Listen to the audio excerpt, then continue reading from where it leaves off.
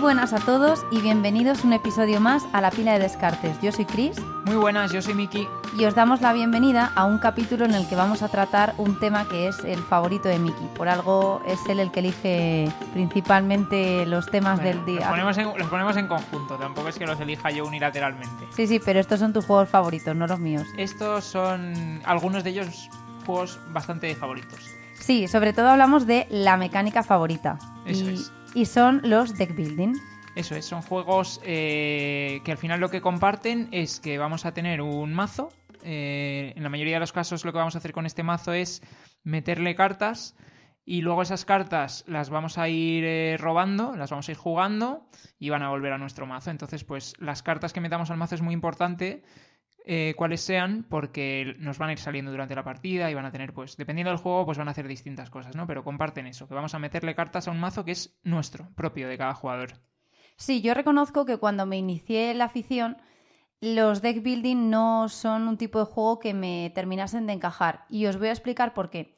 Digamos que yo tengo como cierto apego / obsesión por hacer mi partida y por ir como teniendo un desarrollo, un crecimiento a lo largo del juego, pero no me gusta eso de tener recursos o en este caso cartas que lo que haces es en determinado momento tomar la decisión de reemplazarlas por otras, sino que lo que me gusta es mantenerlo todo hasta el final y que crezca. No te gusta sacrificar, eso por así es. decir, componentes, o sea, recursos. Eso, ¿no? Es, en este caso cartas. Entonces llevaba muy mal el hecho de decir que es una estrategia, yo creo que básica de este tipo de juegos, me desprendo de estas cartas porque llegado un momento de la partida pues son ineficientes conservarlas porque suelen ser cartas iniciales con las que partes, a cambio de quedarme un mazo más reducido pero con cartas que son más potentes. Entonces yo el hecho de desprenderme de cosas, de cartas, lo llevaba como muy mal, era como esto es mío, o sea, no. Y claro, ¿qué pasa? Pues que no ganaba nada, obviamente. O sea... Sí, me gusta bastante, de hecho, eso que comentas de explorar en este tipo de juegos esa optimización del mazo, ¿no? En plan, imagínate que tú empiezas con un mazo inicial de 6 cartas o lo que sea y tienes la opción de ir metiéndole cartas. En general, las que les vayas a meter son mejores que las que tienes. Si puedes el mazo reducirlo y en lugar de, cuando le metes 4 cartas, tener 10... que se te quede solo con 2 de las primeras y 4 de las nuevas que le has metido, pues las vas a ver mucho más frecuentemente. Entonces vas a poder hacer acciones que sean pues más potentes. Eso es. Entonces, bueno, la verdad es que yo ya he tenido como mi perdón con este tipo de juegos y mi reencuentro, y ahora mismo diría que sí que son una mecánica que me satisface bastante y me gusta mucho jugarlos. De hecho, he echado un vistazo y he estado comentando contigo los juegos que vamos a comentar. Uh-huh. Y varios de ellos se encuentran en mi top de juegos. O sea que digamos que vamos bien también conmigo. Genial. Con esta Yo, mecánica. por mi parte, básicamente, o sea, por lo que creo que me gustan más estos juegos, aparte, bueno, por la propia mecánica que me parece interesante, yo empecé jugando a Magic cuando era niño. Y no es exactamente lo mismo porque en Magic tú te construyes un mazo y ese es el mazo con el que juegas, pero te lo construyes fuera de la partida. Y en cambio en estos juegos no, en estos juegos la parte interesante es que durante la partida vas a estar construyendo tu mazo, ¿no? Y vas a tener disponible, pues eso, meter una serie de cartas que vas a poder meter y las vas a tener que elegir y en cada partida van a ser distintas, etcétera, ¿no? Entonces no es exactamente lo mismo, pero sí que comparte, pues eso, el construirte tú un mazo con el que vas a jugar, sabes lo que te va a ir saliendo y puedes hacer estrategia en torno a eso. A ver, sí que es verdad que hoy en día también es muy difícil encontrar un juego que sea 100% de una mecánica pura aislada, esa única mecánica, ¿no? Sí. Entonces, hoy en día ya hay deck building que combinan también colocación de trabajadores o gestión de recursos, etcétera. Entonces, yo reconozco que a mí me gustan más dentro de los deck building ese tipo de deck building porque me gusta el hecho de tocar fichas y tener tu gestión de tus piezas o tal, que simplemente lo que es puro bajar cartas o construirte un mazo. De hecho, vais a ver cuando vayamos repasando un poco la lista de estos que realmente son nuestros favoritos. O sea, no es que, o sea, evidentemente no hemos jugado todos los juegos de deck building que hay, ni aspiramos a hacerlo porque son infinitos. Creo que no, que eso es imposible. Claro. Entonces, bueno, en esta lista que os traemos lo que vais a ver es que hay O sea, hay un aspecto recurrente que es que los juegos pues o son temáticos o tienen un componente adicional al deck building, como dices tú, de otro tipo de mecánicas que los hace, que los completa, ¿no? Y además hay variadito en cuanto a las mecánicas que incorporan. Lo iréis viendo, pero no son juegos de puro deck building, así clásico, de robo cartas y juego cartas y simplemente para ganar puntos y ya está. Sí, es que una reflexión que estaba pensando ahora cuando decías esto.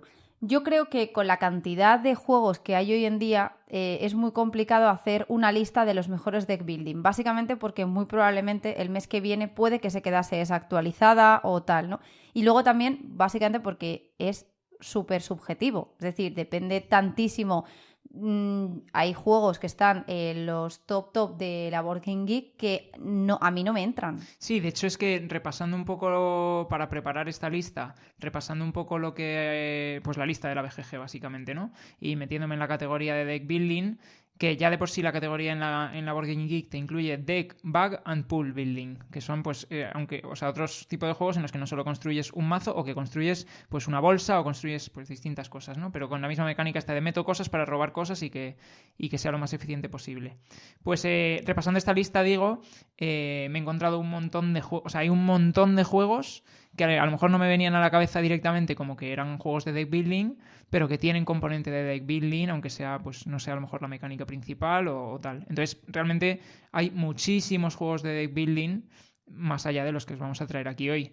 Pero bueno, estos son de los que nosotros hemos podido jugar y conocemos, pues los que más nos han gustado. Yo creo que al final es eso, que como pasa con otro tipo de campos en la vida y otros temas donde hay burradas de productos de ese sector, creo que al final se trata de escuchar y cuando das con unas personas que comentan que tienen unos gustos que te pueden encajar y que son afines a los tuyos, pues estar atento un poco a los productos que ellos te van mencionando y si alguno te llama la atención, pues ya es cuando tú te lanzas a por ello.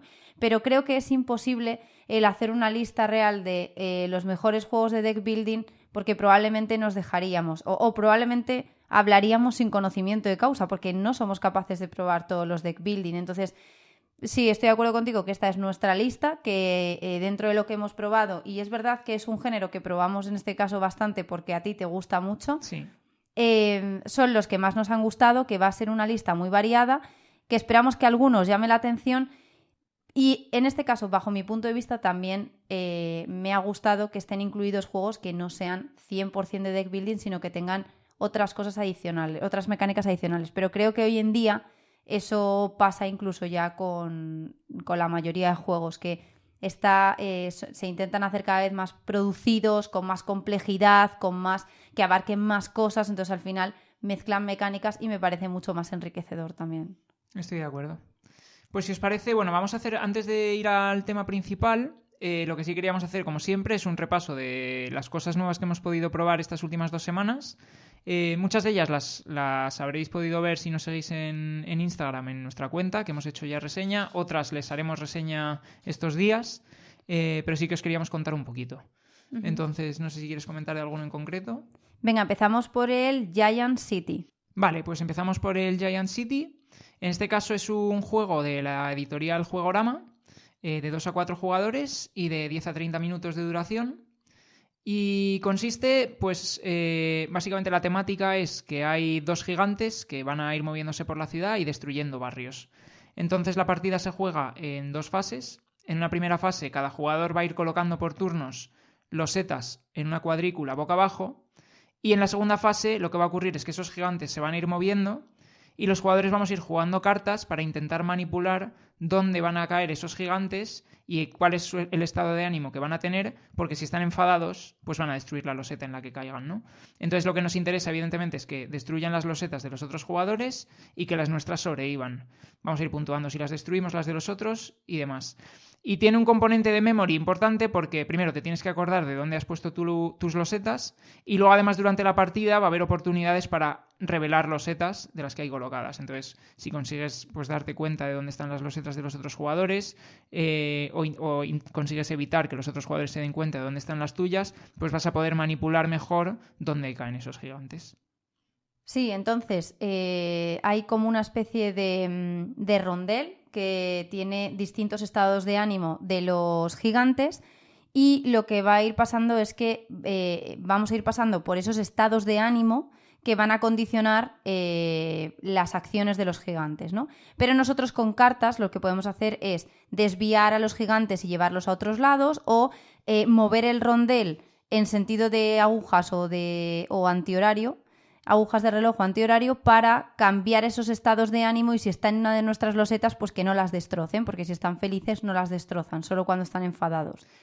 Eso es. Luego, además, vamos a poder jugar con otras de las cartas, vamos a poder jugar unos standees de militares que lo que van a hacer es evitar que los gigantes puedan pasar por determinadas losetas.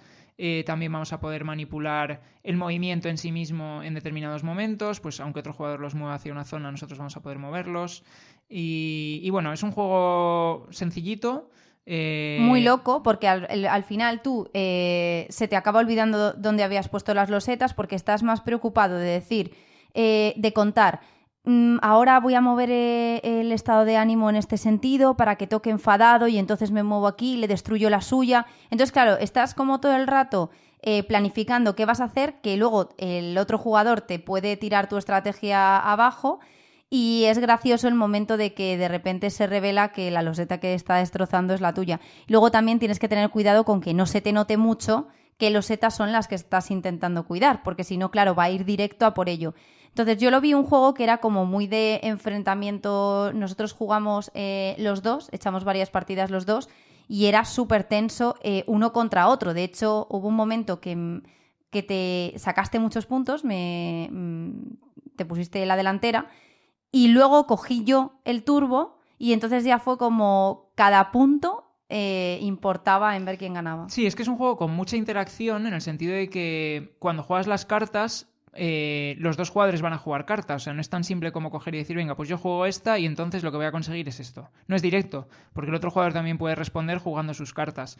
Entonces, es verdad que en una de las partidas especialmente cogí la delantera al principio, pero luego me costó un montón conseguir más puntos porque, claro, la ciudad es grande, hay bastantes losetas y que los gigantes se vayan desplazando hacia una zona que a ti no te viene tan bien, pues luego es complicado también traértelos de vuelta si no eres capaz de jugar las cartas que te interesan. Sí, sí, total. Y respecto a lo que decías, lo que me gustó efectivamente es que el jugador que es el líder, esa ronda, por así decirlo, él tiene la oportunidad de bajar una de las cartas que puede causar pues un efecto, ¿no? Lo que decimos, de cambiar el estado de ánimo de los gigantes, etcétera. Él puede jugarla, luego puede jugarla otro jugador, o sea, el resto de jugadores. Y por último, él puede tener como una última decisión de jugar otra carta. Entonces se crea también ahí ese momento tenso de intentar predecir. Sí, un poco juego mental, ¿no? Exacto, si van a sacar los demás cartas, si tú sacas ya la que tenías pensado o te esperas a ver qué hacen y la sacas luego. Entonces eso también me gustó. Sí que lo veo un juego que efectivamente pues es, como has dicho, sencillo y rápido, entonces lo veo, es un juego filler que te sirve para rellenar hueco pues entre partidas que sean duras o si tienes una quedada con amigos en plan más distendido. O sea, no es un juego que sea súper complejo ni que, vamos, te vaya a quemar el cerebro, sino que es eso, más bien distendido, de enfrentamiento, de picarse, sí. de picarse y de mucha interacción. Sí, totalmente de acuerdo. La verdad es que nos ha gustado y lo recomendamos, vamos. Y las ilustraciones estaban chulas, la verdad. La de los gigantes tenían como ilustraciones que eran en plan cómicas, como graciosas. Sí, si os pasáis por la cuenta podéis verlo, que está en las fotos. Y además tenía bastante variedad de ilustraciones, lo cual me sorprendió para un juego así pequeñito y baratito. Sí. El arte me parecía que estaba bastante bien cuidado. Y seguro que con niños, con un público más pequeño, para padres que lo jueguen con los niños o con los sobrinos, encaja perfecto porque les va a entrar tanto visualmente como en sí la mecánica es sencilla, la van a pillar y se van a picar. Eso es. Otro de los que os queremos traer, que también hemos podido probar estas semanas, bueno, ya sabéis que nos gustan un montón, si habéis escuchado episodios anteriores, los juegos de deducción. Y entonces esta semana pasada nos hemos lanzado por primera vez con un juego de la serie Sherlock, que es una serie de guerra de mitos, en la cual pues básicamente los juegos son un solo mazo de cartas, pequeñito, también son muy baratos, eso ayuda al precio el hecho de que solo sea un mazo de cartas, y que te presentan un caso. Y la particularidad que tiene respecto a otros juegos de deducción en los cuales tienes que resolver un caso es que aquí no es una deducción pura de toma, aquí están las pistas, resuélvete, búscate la vida, sino que es una mecánica de jugar cartas alternativamente los distintos jugadores. ¿Qué significa esto? Pues imagínate, lo jugamos a 2 y entonces cada jugador va a tener 3 cartas en la mano. Entonces él las puede leer, son pistas que contribuyen al caso o no, y las puede leer. Pero tiene que decidir ese jugador si la juega, es decir, si la enseña en la mesa para que todo el resto de jugadores la puedan leer, o si la descarta. Y si la descarta, pues entonces el resto de jugadores se van a quedar sin gran parte de la información. Porque sí que en cada carta hay una frasecita o unas palabras que vas a poder leer en alto antes de tomar la decisión de si la descartas o la enseñas en la mesa. Y el juego te obliga un poco a que esa decisión no sea lo loco, porque cada carta que juegues, que reveles en la mesa, que no sea relevante para el caso finalmente, te va a restar puntos.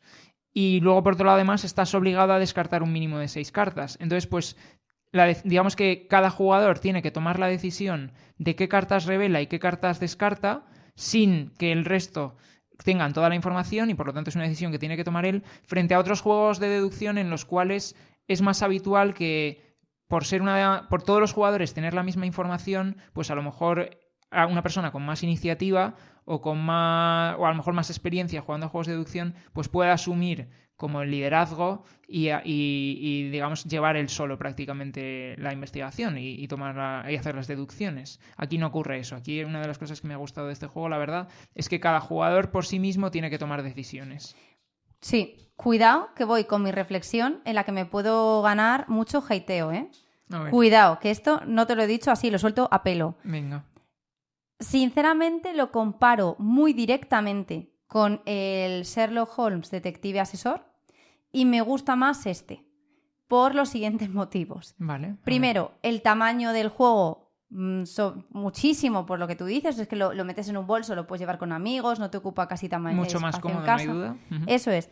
Después, el tema de la lectura de los periódicos es muy engorrosa. Es engorrosa, sí. A mí es una de las partes que menos me gusta del Detective Asesor. O sea, es verdad que la narrativa es espectacular del juego, pero es muy engorroso el tema de los periódicos, ¿no?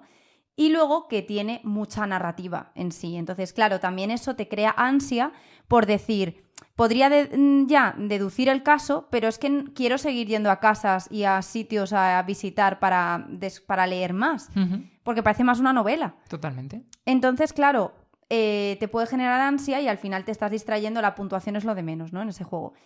Y tiene como la misma esencia, pero más contenida y de forma más acotada también en duración y en todo. Entonces te centra más en la investigación del caso. Por eso me gusta más Entonces, punto a favor, lo de que sea pequeño, ¿qué tal? Luego, el sistema de las cartas, efectivamente, lo que tú dices, creo que involucra a todos, porque no se crea el que uno se suelte aquí el speech, sea el que se tire el rollo, el que lo averigua todo y le aplaudimos y miramos, ¿no? Sino que cada uno va robando las cartas y va eligiendo qué va poniendo en el centro, qué te quedas porque es importante, qué descartas y tal, ¿no?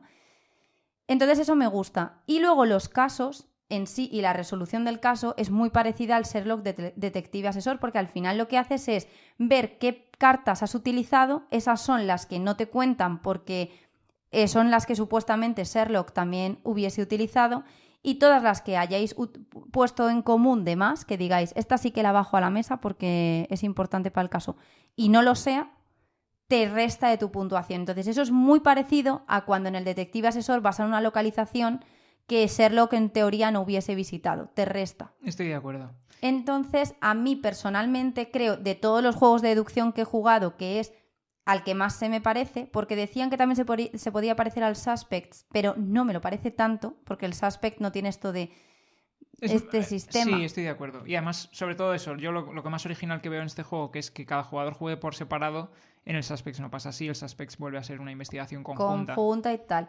Y luego que la puntuación final es como en el otro. En plan, te resta si has hecho cosas adicionales a lo que hubiese hecho Sherlock. Sí, pasa algo parecido también, que es que resulta imposible conseguir la puntuación máxima, claro. Salvo que, tienes que ser, pues, de nuevo, como pasaba en el detective asesor, una mente maestra para deducir el caso directamente con exclusivamente las cartas que hacen falta. Total. Y luego, en cuanto al caso en sí, nosotros el que Sí, hicimos eso, dilo. es... Se llama La tumba del arqueólogo. Exacto. Y sinceramente me sorprendió mucho, mucho para muy bien, porque nosotros hemos hecho muchísimos juegos de deducción. De hecho, o sea, hasta lo que comentamos en un capítulo, los librojuegos estos también de Crímenes ilustrados. Crímenes ilustrados. O sea, es que todo lo que sale de este tipo nos gusta. De hecho, sin ir más lejos, yo hoy miraba un juego en el móvil, bueno, Break, que era de varias imágenes y te dice, averigua quién de estas es la embarazada, averigua quién es la madre del hijo, averigua que... Y a mí todo eso me llama, o sea, porque... Pero ¿y cómo tenías que...? Bueno, ya lo comentaremos, pero ¿cómo tenías que hacer deducciones ahí? No lo sé, pero yo me montaba pues movidas, en plan, nada, tiene los pies más hinchados, es la embarazada, o en plan, otra era, averigua quién la ha matado, y aparecía una señora muerta en el suelo y 3 mujeres ahí, ¿sabes? Pues a mí ya eso me llama para deducir, o sea, como que tengo una cierta adicción, ¿no? A lo de la deducción. Sí, y a los casos también de la tele, casos reales de asesinos y tal, las series de ese tipo también. Series. Eso es, me veo todas.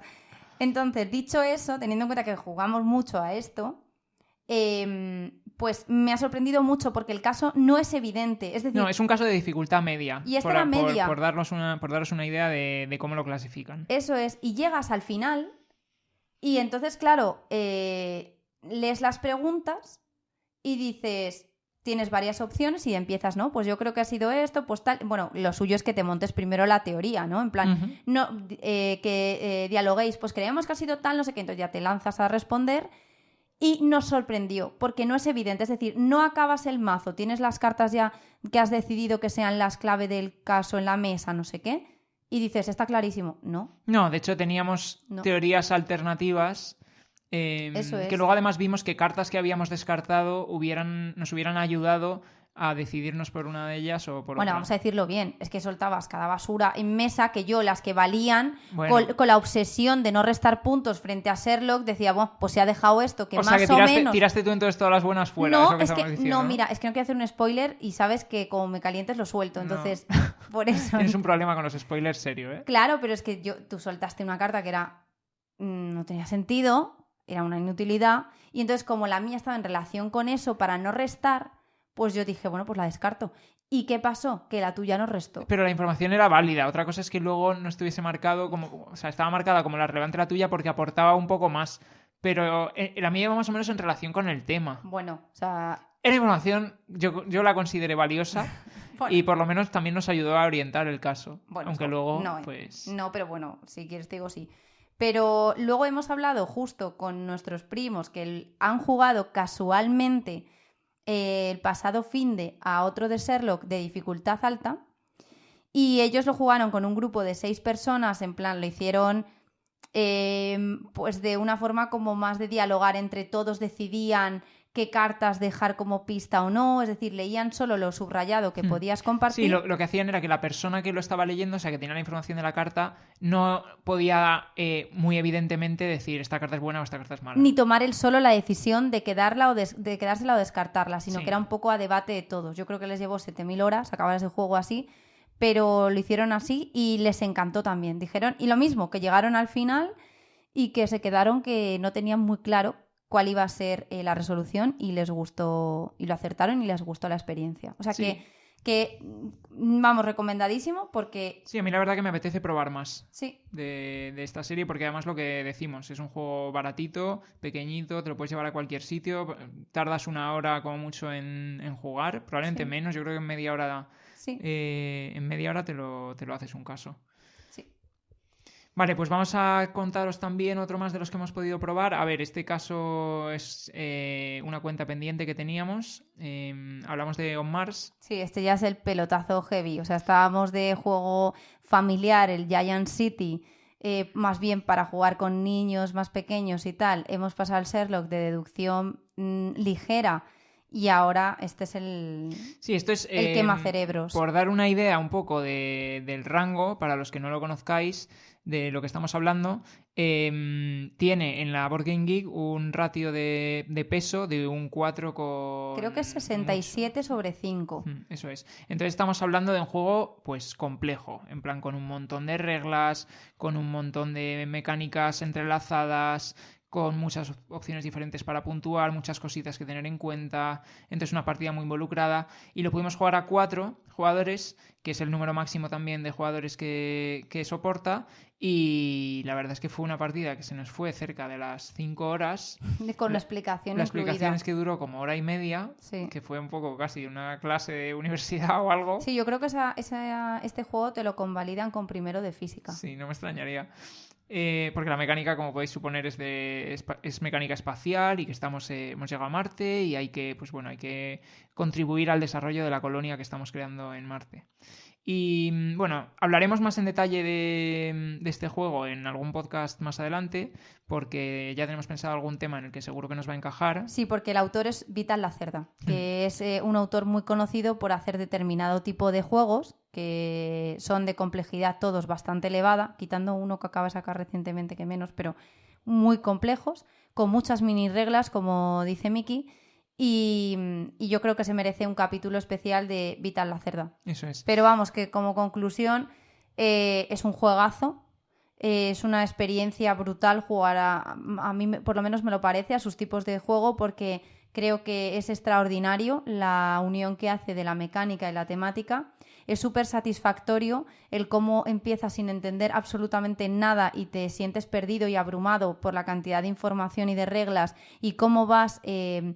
haciéndote a la partida y vas escalando, sientes que estás escalando como una montaña y vas superándote, y cómo partes de eso de nada y llegas a desarrollar, pues en este caso, tu expedición a Marte, con terraformando Marte, etcétera.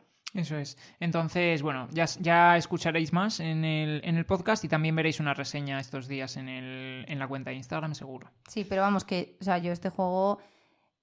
os tiene que gustar mucho estar muchas horas sentado y juegos duros para jugarlo. Es decir, yo no lo recomendaría en absoluto para una iniciación.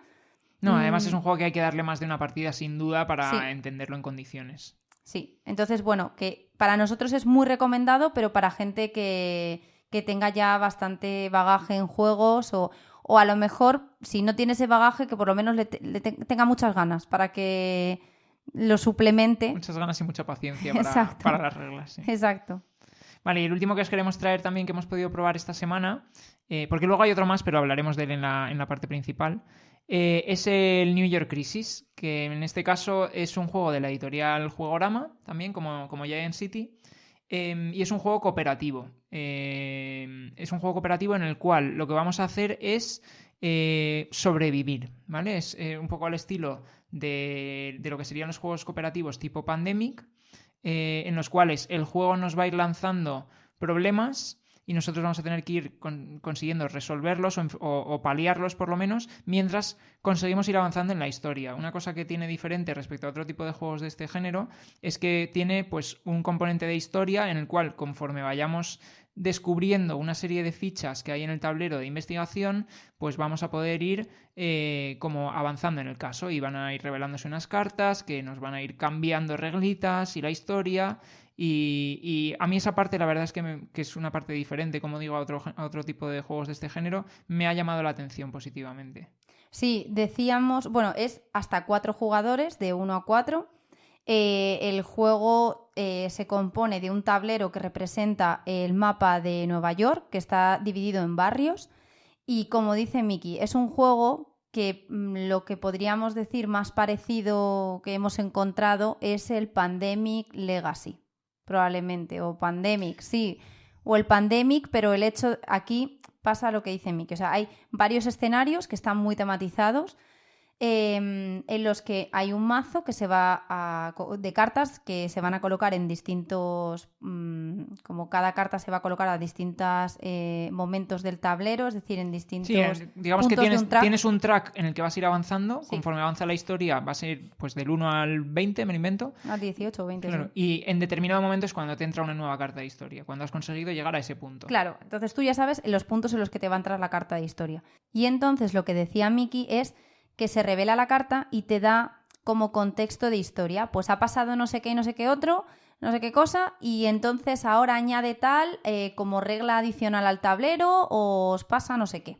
Sí, una de las cosas que me gusta además es que los casos te añaden reglas bastante distintas. O sea, no solo estamos hablando de que el caso te cambie un poco la temática, en plan, pues ahora está ocurriendo esto o ahora está ocurriendo esto otro, y el juego funciona exactamente igual, sino que cada caso tiene, pues, una variadita de reglas que te hace que, pues eso, que sean distintas las partidas. Eso es.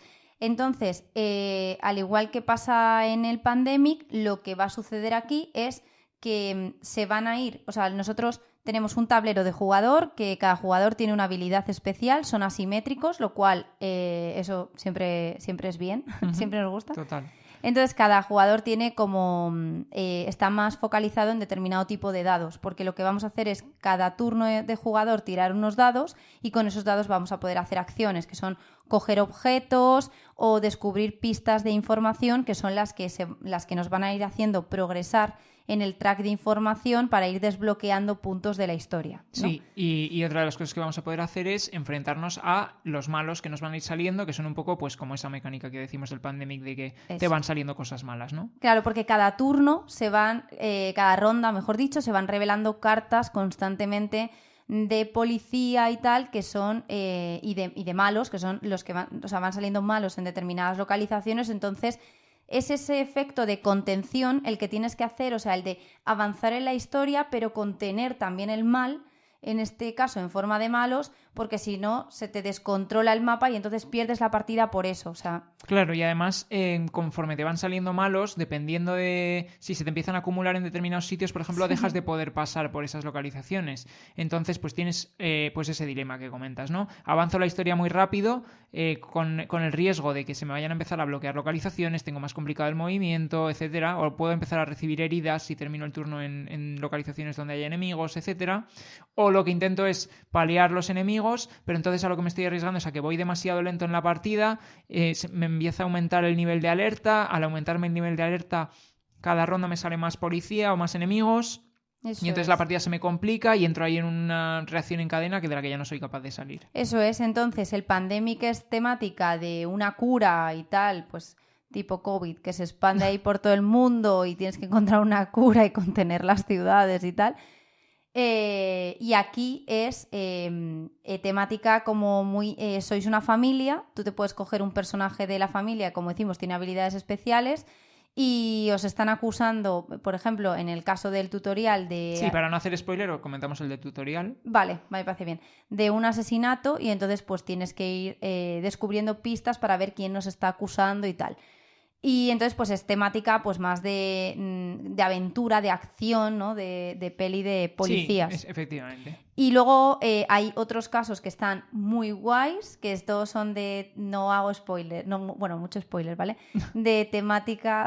Ya me está cerrando los ojos. O sea, como que frunces el ceño rollo. A ver esta que dice. Porque no sé por dónde vas a salir. No, tranquilo. Mini spoiler en todo caso. Son temáticas muy de cine, en plan... cazafantasmas, Sí, hay una de un payaso asesino también. Joker, etcétera. Y luego tiene una expansión con un caso adicional. Y luego también decir que cada escenario tiene o sea, cada uno tiene su dificultad y, como decía, sus reglas especiales.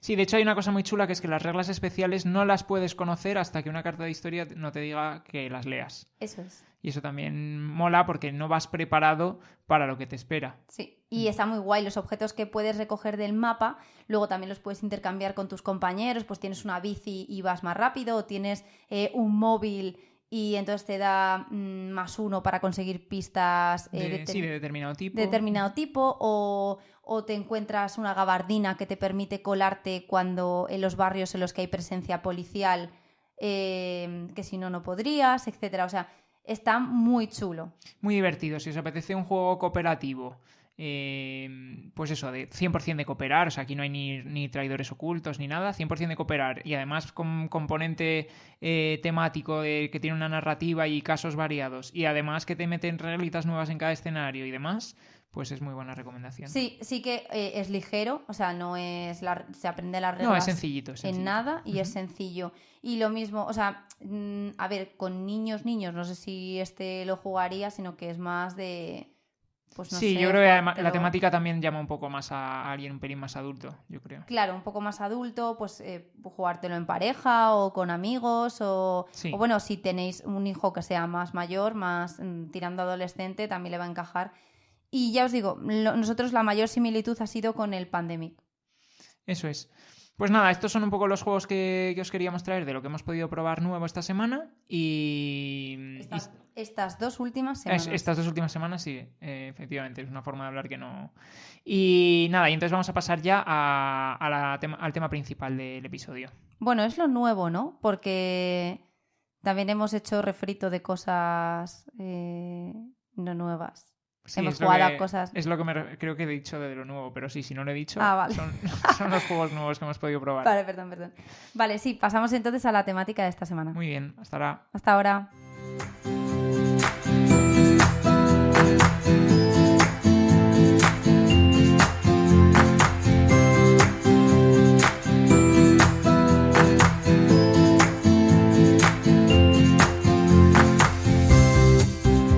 Buenas.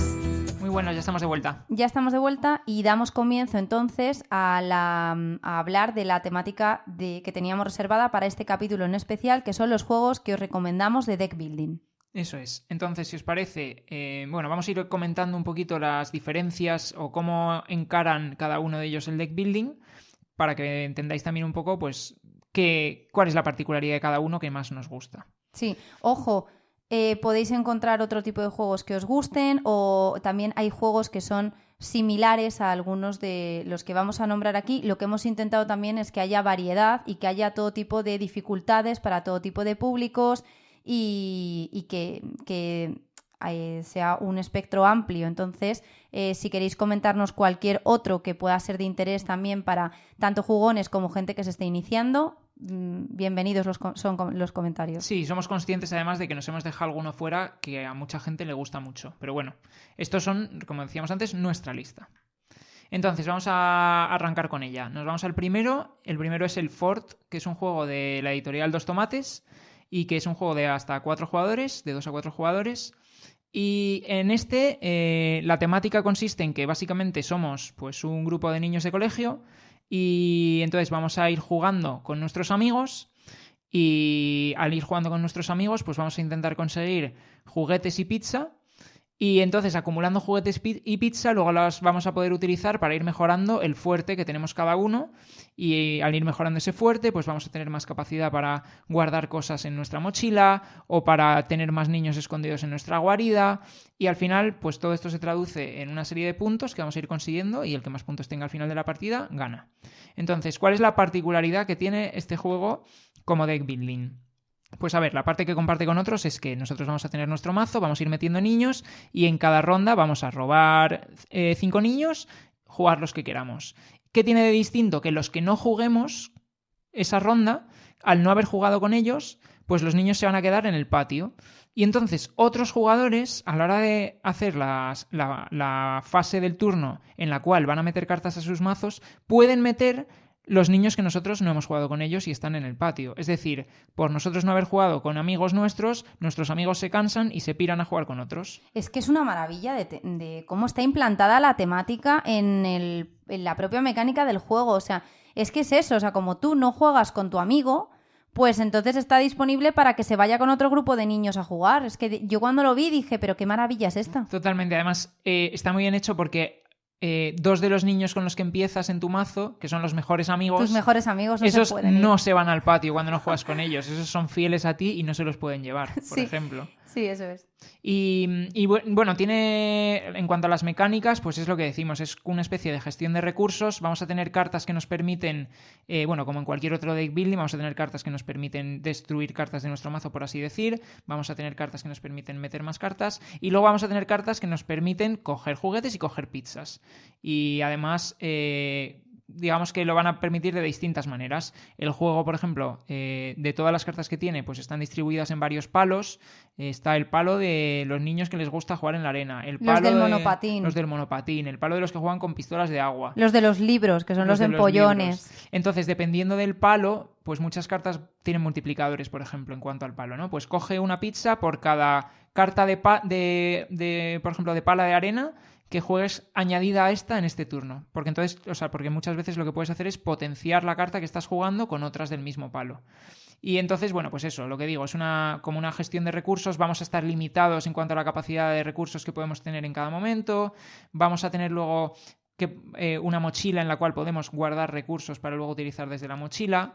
Claro, es que lo bueno de este juego es que al final como que tiendes a polarizarte mucho en uno de los palos para poder potenciar mucho tus acciones y conseguir cada turno muchos recursos gracias a tener muchas cartas de ese palo. Entonces, si vas con los niños de los libros, los empollones, el objetivo es que tengas al final muchas cartas de empollón porque vas a poder sacar muchas para potenciar tu acción principal. Eso es, y luego cada palo también está como, digamos, medio polarizado hacia un tipo de estrategia. Por ejemplo, yo me acuerdo que una de las últimas partidas que hemos jugado la jugué con los de las pistolas de agua, que estaban muy centrados en destruir cartas de su propio mazo. Es que esos niños son unos macarras, esos son los que son como un poco militares, sí, ¿no? Que sí, van con gorros de rugby sí, y pues eso. Esos no me gustan, son muy agresivos, sí. Es que al final, sí, porque a todo esto, inciso, los niños empollones de los libros salen azules como que no les da el sol, ¿no? Sí, están un poco blancos de más. Los niños blancos. El juego, efectivamente, al final lo que necesitas es conseguir recursos por medio de bajar cartas, porque los recursos, que son la pizza y los juguetes, los vas gastando en determinado momento para ir aumentando el tamaño o el nivel de tu fuerte. Entonces ganas si la partida se acaba cuando llegas al máximo de puntos del fuerte. Sí, hay una bonificación para el primero que consigue llenar el fuerte. Luego a mitad de partida, no sé si es cuando llegas a nivel 2 o nivel 3 de fuerte, consigues un objetivo secreto que luego puedes puntuar. Eso es. Entonces, bueno, tiene distintas formas de puntuar, por así decir. Tiene distintas formas y no siempre llegar a ser el primero que consigue la puntuación del fuerte te hace ganar, sino que hay también otras formas. Pero que es un juego súper dinámico en el que ahí sí que no puedes tener, como me pasaba a mí, ningún miedo de desprenderte de cartas porque es que te las van a robar. O sea, no puedes jugar todas, entonces los niños que no juegues se te quedan en el patio y tus compañeros tienen la opción de coger tus cartas de patio para quedarse el cartas. Entonces, hay momentos en los que yo sentía como cuando ibas al colegio o sea, o eras muy bueno en una actividad o no, y sabes que en función de si eras el muy bueno te cogían siempre, y si no te quedabas el último y nunca te cogían. Uh-huh. Pues pasa un poco eso, ¿no? En plan, tienes un niño que es muy bueno y a lo mejor no lo quieres usar esta ronda, pero estás ahí también un poco lastrado porque el niño es muy bueno y lo tienes que jugar siempre, porque si no, lo suelto al patio y me lo quitas. Entonces, bueno... Y estás poniendo la cara de póker de que no se note, que no quieres que te lo quiten, ¿no? Sí, en plan... A ti eso te pasa mucho. Sí, en plan de, bueno, este es mi niño favorito, el niño bueno, pero le bajo aquí al patio porque ahora no le he podido jugar, pero que no se note que es el que quiero. Pero es eso, no puedes tener apego a las cartas porque te las van a ir robando. Entonces hay mucha interacción entre los jugadores. Y luego también... que cada carta tiene como dos partes. Una acción que haces solo tú y otra acción que cuando la bajas la puedes hacer tú o también el resto si tienen cartas de ese palo. Uh-huh. Eso es, sí. La verdad es que la variedad de las cartas yo creo que es otro de los puntos guays que tienen, pues eso, lo que decimos, te permiten muchas estrategias distintas. Y es un juego que es una caja súper pequeñita, entonces es comodísimo. Diréis, ¿qué obsesión tiene esta mujer con las cajas pequeñas? Pero es que al final, si no, como me contaba el otro día una persona que ha tenido que alquilarse un almacén para llevar allí juegos, entonces no lo veo normal esto. Así que es un juego de caja pequeña que te puedes llevar a cualquier lado. Las ilustraciones son una monada. de Sí, los el estilo niños. artístico es muy chulo, la verdad. Los nombres que les ponen a los niños muy divertidos. Cada carta es distinta, lo cual, bueno, hay cartas que algunas se repite y tal, pero que Sí, pero que tiene muchísima variedad. mucha variedad. Y luego hay una expansión que creo que sale este año, aquí en España, que se llama Perros y Gatos, que te incluye pues 2 tipos de cartas, los perros y los gatos, que también le da bastante más variedad, porque, por ejemplo, no me acuerdo si eran los perros o los gatos, pero unos de ellos podían ir cambiando de jugador dependiendo de diversas condiciones, si cumplías y había algunos gatos, por ejemplo, que te daban cosas positivas y otras negativas, entonces te podía interesar no quedártelos tú, sino que se le fuesen a otro y cosas así. Los perros creo que daban condiciones adicionales de puntuación, entonces, bueno, un añadido más. Nosotros la pillaremos cuando salga, eso seguro, pero que, bueno, para el que le guste también el completismo en los juegos de mesa, que me pasa a mí Como eso un tú, poco, sí. sí, pues que sepáis que viene una expansión este año. Nada, un juego divertidísimo que te lo puedes echar entre semana después de estar cansado porque es muy fresco. Sí, son 45 minutillos, a lo mejor en una partida nosotros los hemos jugar a 2, sí que es Sí. cierto que a lo mejor a 4 pues se puede extender hasta la hora y media o así, yo creo. Hemos jugado también a 3, está la Sí. interacción muy bien y además lo que decimos, muy divertido, muy recomendable y es deck building total en el que sí que tienes que estar muy dispuesto constantemente a ir desechando cartas y a que te las quiten el resto de jugadores y a verla cómo la juegan tu carta los otros jugadores. El niño querido que te robaron. Y luego tú les robas a sus amigos. Solo por fastidiar aunque no te interese, ¿no? Sí, totalmente. Así que nada, muy recomendable. Muy Este juego me recomendable. encanta. Vale, pues vamos a abandonar el fuerte de los niños, con los que no hemos querido jugar, y nos vamos a ir a otra temática, en este caso más parecida a lo que sería Indiana Jones, básicamente. Hablamos de Las Ruinas Perdidas de Arnak, que es un juego que aquí en España lo ha traído De Beer. Es un juego que ha sido éxito a nivel internacional. Y en este caso tenemos, pues, de nuevo, una mecánica de construcción de mazos, de deck building, en la cual vamos a ir metiendo cartas a nuestro mazo y en cada turno pues vamos a tener acceso a pues, las que robemos. Si robamos 5 cartas, pues las podremos jugar. Si conseguimos luego robar más, también podemos jugarla. Bueno, variedad en las cartas que robamos y que metemos en nuestro mazo y que nos van a dar una serie de habilidades. Pero aquí el girito, digamos, que lo tenemos en que, añadido a esta mecánica de deck building, pues tenemos una mecánica de colocación de trabajadores. Vamos a tener, sin la expansión, vamos a explicar el juego sin expansión, que es un juegazo sin expansión, aunque la expansión la recomendamos. La expansión Líderes se llama. En el juego sin expansión tenemos 2 meeples cada uno, dos trabajadores, y lo que vamos a poder hacer con estos trabajadores es ir a explorar ruinas. Entonces, en estas ruinas, en las que a priori no sabemos lo que nos vamos a encontrar, cuando lleguemos allí nos van a dar una serie de recursos, que los recursos son pues monedas, brújulas y luego tablillas, puntas de lanza y rubíes, que vamos a poder utilizar para un track que hay de investigación que nos va a permitir conseguir bonificaciones, puntos, etcétera. Entonces nos vamos a encontrar en estas ruinas estos recursos y además nos vamos a encontrar guardianes, que son pues como monstruos que tenemos que derrotar si no queremos que nos perjudiquen. Entonces los vamos a poder derrotar pues consumiendo recursos de distintos tipos.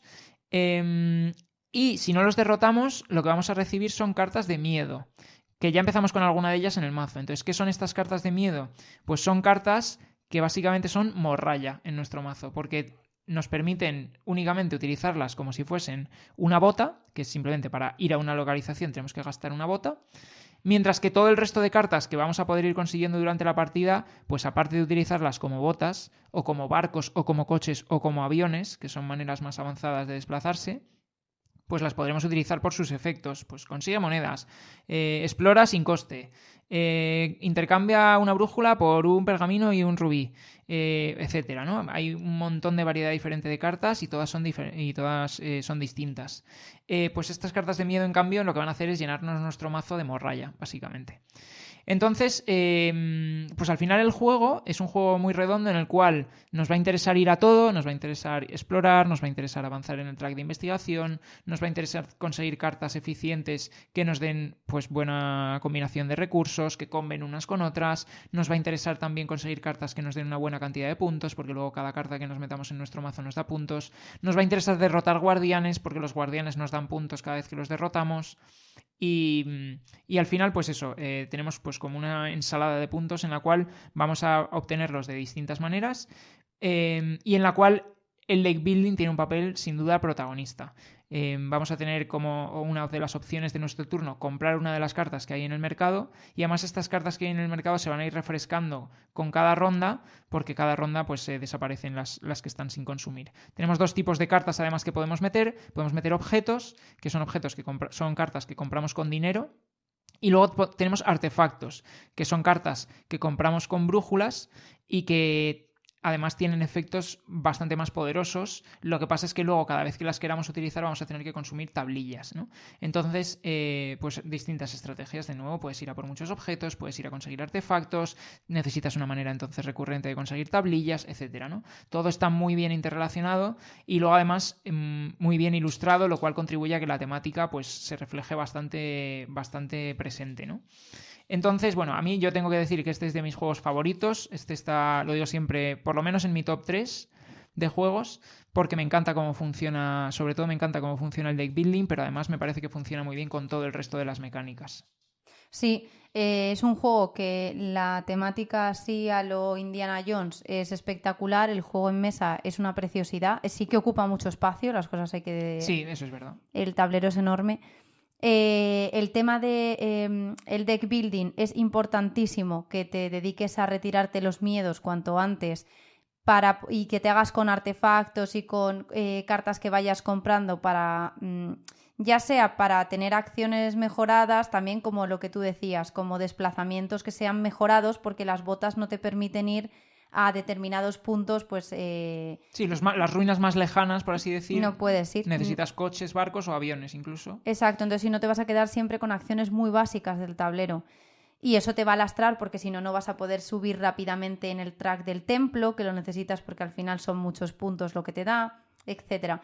Entonces sí que es un juego efectivamente de deck building y de esa gestión de tu mano, en la que lo combina con, pues eso, explorar las ruinas, combatir contra los bichos, los monstruos que te salen en las ruinas, ir avanzando en un track de templo. Entonces está muy bien metido el tema del deck building dentro de un juego que es mucho más. Sí, luego además el propio juego base te viene con 2 caras en el tablero, que son 2, o sea, uno es como el modo básico y otro es un modo avanzado, en el cual lo que cambia es, por un lado, que tenemos un templo diferente, en el cual las recompensas que vamos a tener son diferentes, los recursos que tenemos que ir consumiendo para poder ir avanzando son diferentes, etcétera.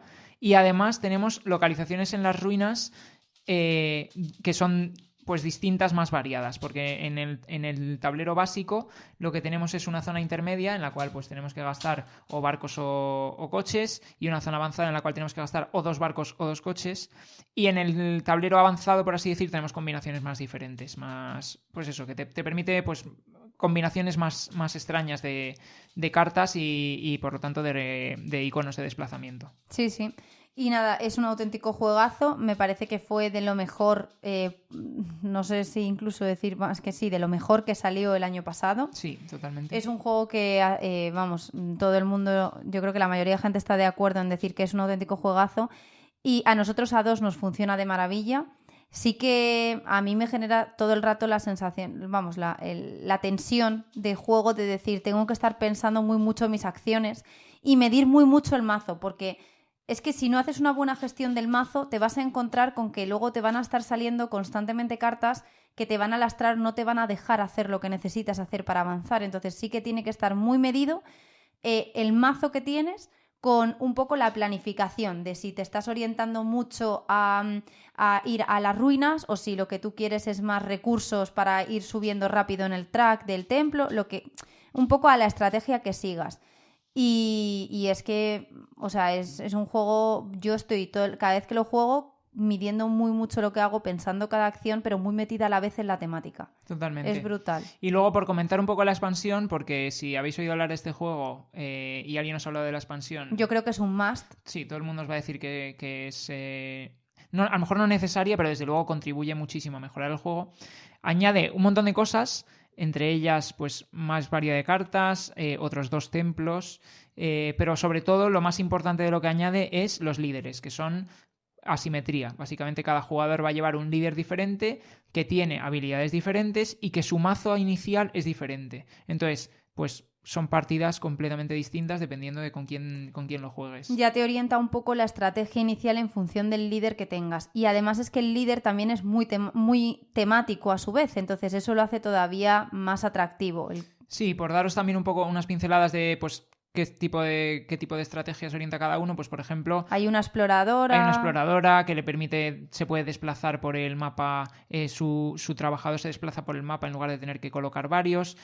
Hay otro que tiene meeples adicionales, hay otro que la señora juega ricachona. más... Sí, hay una señora que tiene más facilidad para comprar objetos, otro que tiene más facilidad para comprar artefactos, otro que puede jugar con tener cartas de miedo en el mazo. Eso me parece muy guay, ¿eh? Sí, muy guay, muy difícil. Sí.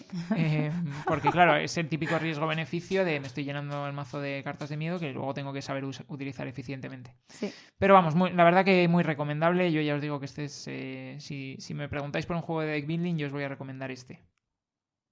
Vale, pues vamos a pasar al siguiente juego. En este caso cambiamos de temática y nos vamos de Indiana Jones a una exploración en los Estados Unidos.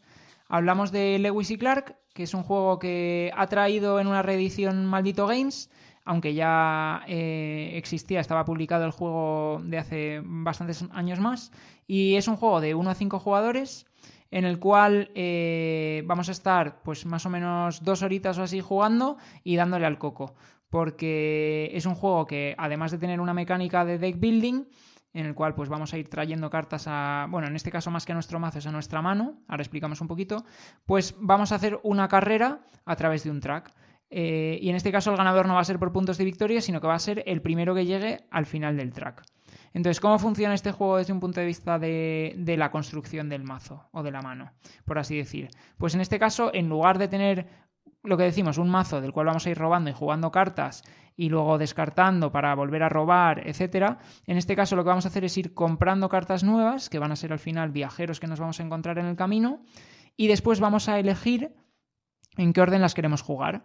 En el sentido de que yo siempre voy a jugar 2 cartas, una por su habilidad y otra para darle fuerza, en el sentido de que la habilidad la voy a hacer 1, 2 veces, 3 veces. Y en cada turno voy a hacer esta combinación de jugar 2 cartas. Juego 2 cartas, juego 2 cartas. Y cuando yo quiera, descanso. ¿Y qué significa que descanso? Pues que en ese momento voy a recoger las cartas que he jugado y dependiendo de cuántas cartas me quedasen en la mano antes de descansar y de cómo tuviera distribuidos los recursos en mis barcas, pues es posible que pierda tiempo. ¿Y esto cómo se traduce en el juego? Pues en que mi campamento se va a desplazar hacia atrás en el track de la carrera. Entonces, ¿qué me interesa? Pues me interesa descansar cuando no tengo cartas ya en la mano porque las he jugado todas y cuando todos mis recursos están en las barcas en espacios donde no me vayan a consumir tiempo. Si tengo recursos de más, me voy a ir para atrás. Si tengo cartas de más que no he jugado porque no he querido o porque no me ha interesado lo que sea, pues me voy a ralentizar. Entonces, ¿qué hace esto? Que sea muy importante no solo qué cartas meto al mazo, sino qué cartas no saco de mi mazo, porque al final si son cartas menos eficientes, pues como suele pasar en este tipo de juegos, que las que tengo al principio son menos eficientes que las que luego voy a poder meter, pues digamos que toda esa gestión me va luego a ralentizar a la hora de cuándo descanso y cuánto descanso. Si consigo descansar de una manera más frecuente, pues ¿qué voy a conseguir? Pues imagínate, si en un turno consigo recursos y en otro turno avanzo y descanso, sin cartas en la mano, pues súper eficiente. En cambio, si en un turno consigo recursos, en otro turno los convierto en otros, en otro turno ya avanzo, y en otro turno no me interesaba jugar carta porque no me venía bien en ese momento, y descanso, y pierdo tiempo, y tal, pues al final una falta de eficiencia. Sí, o sea, el juego está basado en la expedición que hicieron Lewis y Clark, y la verdad es que efectivamente lo más importante aquí es ir avanzando, tú decías, por un track, sí, es una especie de track, pero que es el mapa que está dividido en distintos tipos de terreno. Entonces tú lo que tienes que ir haciendo con la gestión de tus cartas, como estabas explicando antes, es avanzar por el terreno y, o sea, conseguir recursos que te permiten avanzar. ¿Qué pasa? Que los distintos tipos de terreno, para cada tipo de terreno se avanza con una gestión distinta, con unos movimientos que son distintos. Entonces tú necesitas constantemente estar preparándote para lo que te va a venir, no simplemente para ir haciendo avances muy cortoplacistas, porque si no, lo que te va a pasar es que te vas a pasar la primera fase, que es la de río, te vas a quedar a las puertas de la fase de montaña, que tiene unas particularidades de avance, Y entonces vas a necesitar mucho tiempo de preparación para afrontar la montaña. Cuando termines la montaña, si no te has preparado, vas a tener otra fase de río, entonces vas a tener otra fase para prepararte con recursos para hacer frente a la etapa de río otra vez. Y luego otra vez montaña. Conclusión, vas a hacer turnos que son muy ineficientes ya de por sí. Entonces requiere que tú tengas una planificación muy de largo plazo de los terrenos a los que te vas a enfrentar y de lo que necesitas para poder enfrentarte a ellos. ¿Cómo? Pues tú vas a tener que comprar cartas que son las que te permiten avanzar de forma más aventajada por determinados tipos de terreno, por ejemplo. Entonces, tú luego con los recursos que necesiten esas cartas te vas a mover más rápido por esos terrenos. Entonces... Y además habitualmente van a ser distintas. O sea, una misma carta no te va a permitir avanzar por el río y avanzar por la montaña. Claro, total, eso es buen punto, porque entonces si compras muy rápido la carta, no es la carta, hay bastante variedad, o sea, hay muchísima variedad de cartas y te da acciones muy variadas también. Pero si tú te preparas muy pronto para la montaña, vas a estar en la fase de río, por ejemplo, inicial, que es bastante larga, pues con una carta que realmente a lo mejor te está ralentizando porque en tu mazo ahora mismo te sobra. Pero si la compras demasiado tarde, pues a lo mejor te la han quitado o ya no está. Entonces tienes que ir haciendo esa gestión de deck building, de qué compras, cuándo lo compras y cómo utilizas las cartas. Y también tienes que tener como no apego para deshacerte de las cartas que son básicas con las que tú partes, porque realmente llegado a un punto es que... Sí, te perjudican más de lo que te ayudan. Sí que es cierto que, imagínate, si por ejemplo tienes una carta has comprado una carta para poder moverte en la montaña y una carta para poder moverte en el río, no llega del todo a quemarte en la mano esa carta porque, lo que decíamos, puedes utilizarlas por su habilidad o para dar fuerza a la carta que estás jugando. Entonces, pues... imagínate, esa combinación concreta, pues siempre podrías, cuando estás en el río, jugar la carta de avanzar por el río y darle fuerza con la carta de avanzar por la montaña, o al revés. Pero si empiezas a tener demasiadas cartas, entonces sí, o sea, por ejemplo, las iniciales, llega un punto en el que ni siquiera la fuerza queda, como solo dan de fuerza 1, pues tampoco es que te sean muy útiles para dar fuerza a las otras cartas. Y bueno, que estamos diciendo fase de río, fase de montaña, etcétera, pero que podrías llegar a unir tu movimiento por las dos fases si tienes las cartas de movimiento y de recursos necesarias para afrontar esas dos etapas de forma hilada y te paras a mitad o lo que tú quieras. Y claro, es muy importante cuando decides acampar porque lo que tú decías, pero que hay veces que incluso puedes tomar la decisión de decir acampo ahora perdiendo puntos porque sé que a lo mejor tengo cartas que no he utilizado en la mano o tengo recursos que me están ocupando más espacios en mis barcos, etcétera. Porque necesito prepararme bien para mi siguiente fase. Es decir, esa gestión también la tienes que hacer. Como veis, con lo que os estamos diciendo es un juego hiper matemático en el que cada turno cuenta. O sea, es totalmente... O sea, constantemente estás contando. Sí, que si cometes un error te puede desembocar en que toda esa ronda, toda esa sección de jugar carta y descansar, pues se te vaya al traste. Vas lastrado. Y es una carrera entre los jugadores por ver quién llega antes, porque es eso, el que llegue antes dinamita al final de la partida. Y, por ejemplo, a mí este juego, el problema que tengo es si no quemo cartas, al final me hago con un mazo muy gordo y lo que me pasa es que yo voy como asumiendo cada fase que tengo en este momento, ¿no? Como la de río es tan larga, luego tienes montaña, luego río, luego te vuelve en la parte final te hace el lío porque te pone montaña, río, montaña, así varias veces para complicarte el final de la partida y que te tengas que preparar muy rápido a distintos terrenos, etcétera. A mí me pasa que cuando Miki acaba la partida, a mí me faltan luego, digo, no, si yo en 3 rondas ya acababa, pero claro, voy 3 rondas por detrás porque no me he preparado lo suficientemente bien y ágil. Entonces es un juego que nosotros le hemos dado muchísimas partidas, o sea, lo tenemos de la edición anterior, de la antigua, y lo tenemos tan usado, a pesar de que las cartas están enfundadas, que están ya hasta pegadas unas con otras.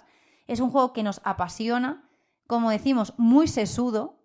Muy sesudo. Sí, es de los que te metes en una partida de esto y terminas exhausto de haberle estado dando al coco y todo el rato calculando y planificando los turnos en adelante y terminas diciendo...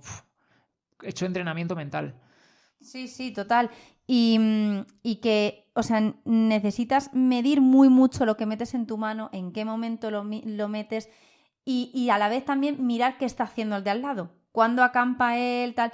Entonces, acabas con el cerebro quemado, pero es súper satisfactorio, es un juego muy bonito, o sea, muy bonito, y la temática me parece también súper bonita. De hecho, quería hablar de momento así friki, que esta expedición fue pedida por Thomas Jefferson a Lewis y Clark, y Thomas Jefferson tenía una frase que decía, como el hombre no posee una posesión más valiosa, más noble o más valiosa que el tiempo.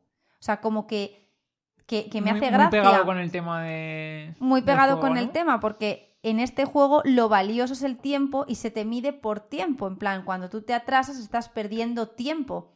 Entonces es como que me parece bastante curioso ya que lo Un predijese. visionario. Sí. Un visionario este hombre.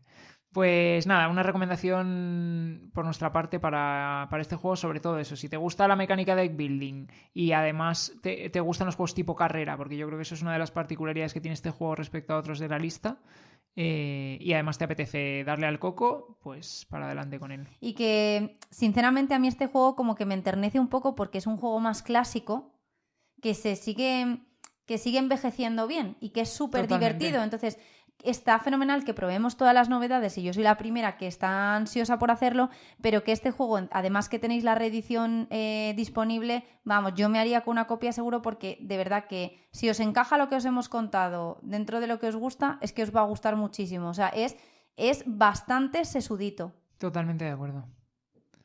Muy bien, pues vamos a cambiar otra vez de tercio. Volvemos a un juego más moderno, aunque como bien dices, el Lewis y Clark ha envejecido bastante bien.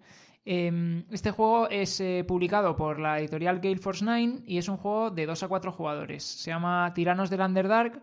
Y aquí nos vamos a una temática de Dungeons and Dragons. Estamos con una guerra entre los elfos oscuros y toda la serie de monstruos que te puedas encontrar por el camino.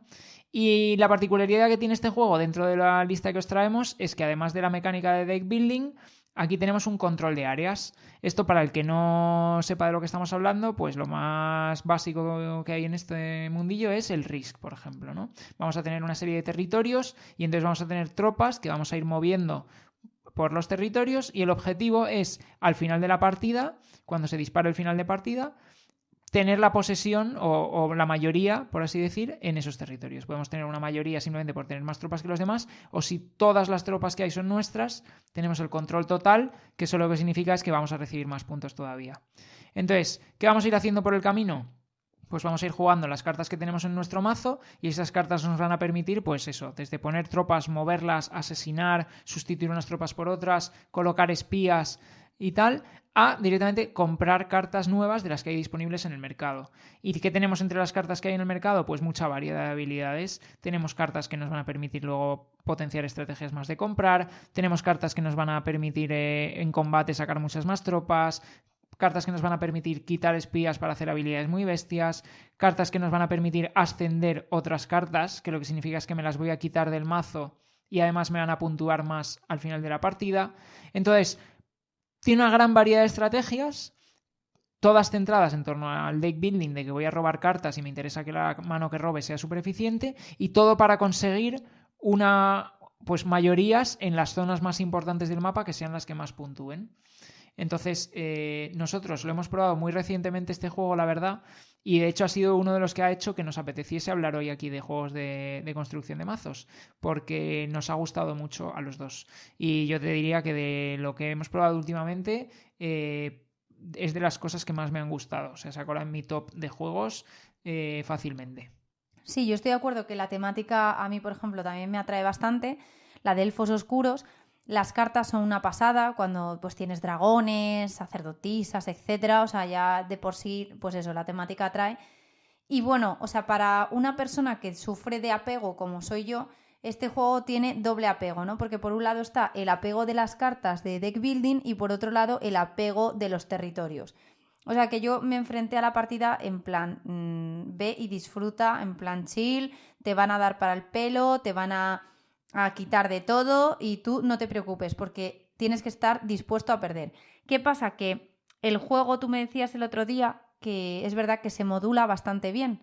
Sí, Porque sí, o sea, lo que me refiero con eso es que, como es un juego de mayorías, es bastante fácil saber quién va ganando porque se ven las tropas en el mapa, y en el momento en el que alguien va ganando, pues todo el resto de jugadores pueden ir a machete a por él para cortar la ventaja. Claro, a mí me pasó eso, de hecho, en un momento del juego. ¿Qué pasa? Que cuando ven que vas bien, van todos en golpe y ahí en complota por ti, entonces caes, radicalmente caes, pero luego es otro el que sube y vais todos a por él, entonces es como, vamos, interacción a tope. Nosotros lo jugamos a 4, yo creo que es el mejor número, sin duda. Es el mejor número. Lo jugamos gracias a nuestro amigo Javi, que desde aquí le mando un beso enorme. Un besazo también por mi parte para Javi. Nos encantó y fue una tarde genial la partida que echamos con él y con Unai. Y la verdad es que, o sea, lo bueno que tiene el juego es que las cartas, para empezar, tienen como bastantes habilidades que puedes hacer. O sea, porque ya de por sí algunas cartas, las que te permiten ascender, tienen la habilidad de ascender, pero luego también tienen otra habilidad. Entonces, son como muy versátiles, te dan mucha flexibilidad y también te permite el hecho de cuando tú robas una carta luego elegir cómo la usas. Por eso, porque tiene varias, por ejemplo, las de espías también, pues puedes hacer esto o esto otro. También te da opciones a la hora de que tú juegues luego esa carta.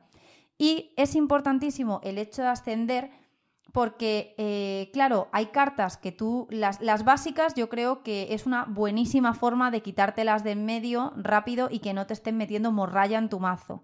Porque, como decimos, en este tipo de juegos es importantísimo que te quedes con cartas que son útiles, porque si al final tienes un mazo de 40 cartas, pues hasta que robes cartas cada turno que sean buenas, es que se te van a ver diluidas las buenas con mucha morralla. Totalmente. Entonces necesitas ir dándole salidas a esa. Pero el tema de ascender, también tienes que tomar la decisión de... Hay cartas que tú robas que son súper potentes y que si las asciendes te dan muchos puntos para el final de la partida. La decisión de cuándo la asciendes, porque claro, si la asciendes muy pronto, estás sacrificando esa acción durante gran parte de la partida. Entonces, cuando tú vayas viendo que a lo mejor el final se acerca, decides ascenderla y que es que la pierdes. O a lo mejor no, porque dices, mira, yo estoy más centrado en el enfrentamiento del tablero, que tengo aquí donde están mis puntos, es en esta estrategia más que en el tema de ascender. Por ejemplo, tú fuiste mucho a ascender, yo fui mucho a espías. Es decir, cada uno tuvimos como nuestra estrategia. Por lo tanto, creo que es un juego bastante flexible y yo disfruté como una enana de la partida. Sí, luego además tienes todo el hype. Cada vez que alguien compra una carta se repone del mazo y tienes todo el hype por ver qué va a salir. De repente sale un bicho tochísimo y es como, Dios mío, lo quiero comprar. Tienes un poco ansia consumidora de ir a por las cartas más gordas. Claro, y encima dices, ¿qué hago? Porque la meto, pero entonces si tengo no sé cuántas más, pues se me va a diluir y tengo que reducir el mazo. Está muy bien, la verdad. Y me parece que de reglas es muy sencillo a la hora de explicarlo. Se explica rapidísimamente, el setup es rapidísimo. Y lo importante es disfrutarlo jugando y que esa profundidad la tenga lo que es el juego en sí, más que la explicación. Por lo tanto, me parece un auténtico descubrimiento de las últimas semanas y un juegazo. Totalmente, recomendación sin duda por nuestra parte. Y luego lo que decías es que tiene varios mazos, ¿no? Nos comentó Javi. Sí, nos comentó Javi que en la propia caja base te incluye, aparte del mazo con el que jugamos nosotros, que es como el básico, tienes luego un montón de cartas nuevas que le puedes incluir al mazo. Nos contaba, por ejemplo, que había una que te permitía meter maldiciones o cartas que perjudican en el mazo de los rivales o cosas así, o luego un montón de cartas distintas con habilidades más variadas, etcétera. Entonces la verdad que yo tengo un montón de ganas de volver a jugarlo y de probar nuevas estrategias, que siempre me pasa en los juegos de este tipo. Y no sé, a ver, en cuanto podamos, si se organiza partida, para adelante. Sí, yo también estoy in. Vale, pues vamos a pasar al siguiente. En este caso vamos a ir de un juego que este es pues para 4 jugadores, con una estrategia de darse leches a saco. Pasamos a otro que es para otro tipo de entorno. Hablamos de Challengers, que es un juego que publica Z-Man Games, y es un juego que una de las particularidades que tiene es que llega hasta 8 jugadores. ¿Vale? En este caso, lo que ocurre es que no vamos a jugar los 8 jugadores a la vez, sino que lo que vamos a hacer es como una especie de liguilla en la cual cada jugador se va a enfrentar contra los otros 7 por turnos, en batallas de 1 contra 1. Y estas batallas van a ser, pues, básicamente cada jugador va a tener su mazo y se va a enfrentar contra el mazo del rival. En estas batallas no va a haber decisiones por parte de los jugadores, sino que es el propio mazo el que juega, en el sentido de que un jugador saca una carta, el otro tiene que sacar cartas hasta que lo supera. Cuando lo haya superado, la carta del primer jugador se va al banquillo y tiene que volver a sacar hasta que supere las del otro. Y así vamos a ir hasta que el combate termina, este 1 contra 1, cuando a alguien se le acaba el mazo o cuando se le llena el banquillo de cartas derrotadas, por así decir. Y si ganamos el combate vamos a conseguir un trofeo que nos va a dar puntos y al siguiente combate. ¿Y qué va a ocurrir? Que al final de cuando hayamos hecho los 7 combates que nos hayamos enfrentado contra los 7 rivales, pues los 2 jugadores que más puntos hayan acumulado durante todas las rondas se van a enfrentar en un 1 contra 1, como en la final, y ahí sí que el que gane pues es el ganador final. Entonces es un juego súper distinto a nivel de entorno, digamos, no es una partida al uso, sino que aquí ese concepto de liguilla, de torneo entre todos los jugadores, que cada vez te toca contra uno y que, vas a ir mejorando tu mazo entre ronda y ronda, porque aquí lo que tienes que hacer es entre ronda y ronda meter cartas nuevas, ahí es donde está la decisión, pues hace que sea súper distinto. ¿Cómo funciona esto de meter cartas nuevas al mazo? Pues entre cada ronda, entre cada partida, lo que vamos a hacer es que podemos elegir 2 cartas nuevas de un mazo o una carta nueva de otro mazo más avanzado, ¿no? Porque tenemos mazos como de distintos niveles. Entonces, ¿qué ocurre? Que es ahí donde está la estrategia realmente del juego, en qué cartas vamos a elegir meter a nuestro mazo.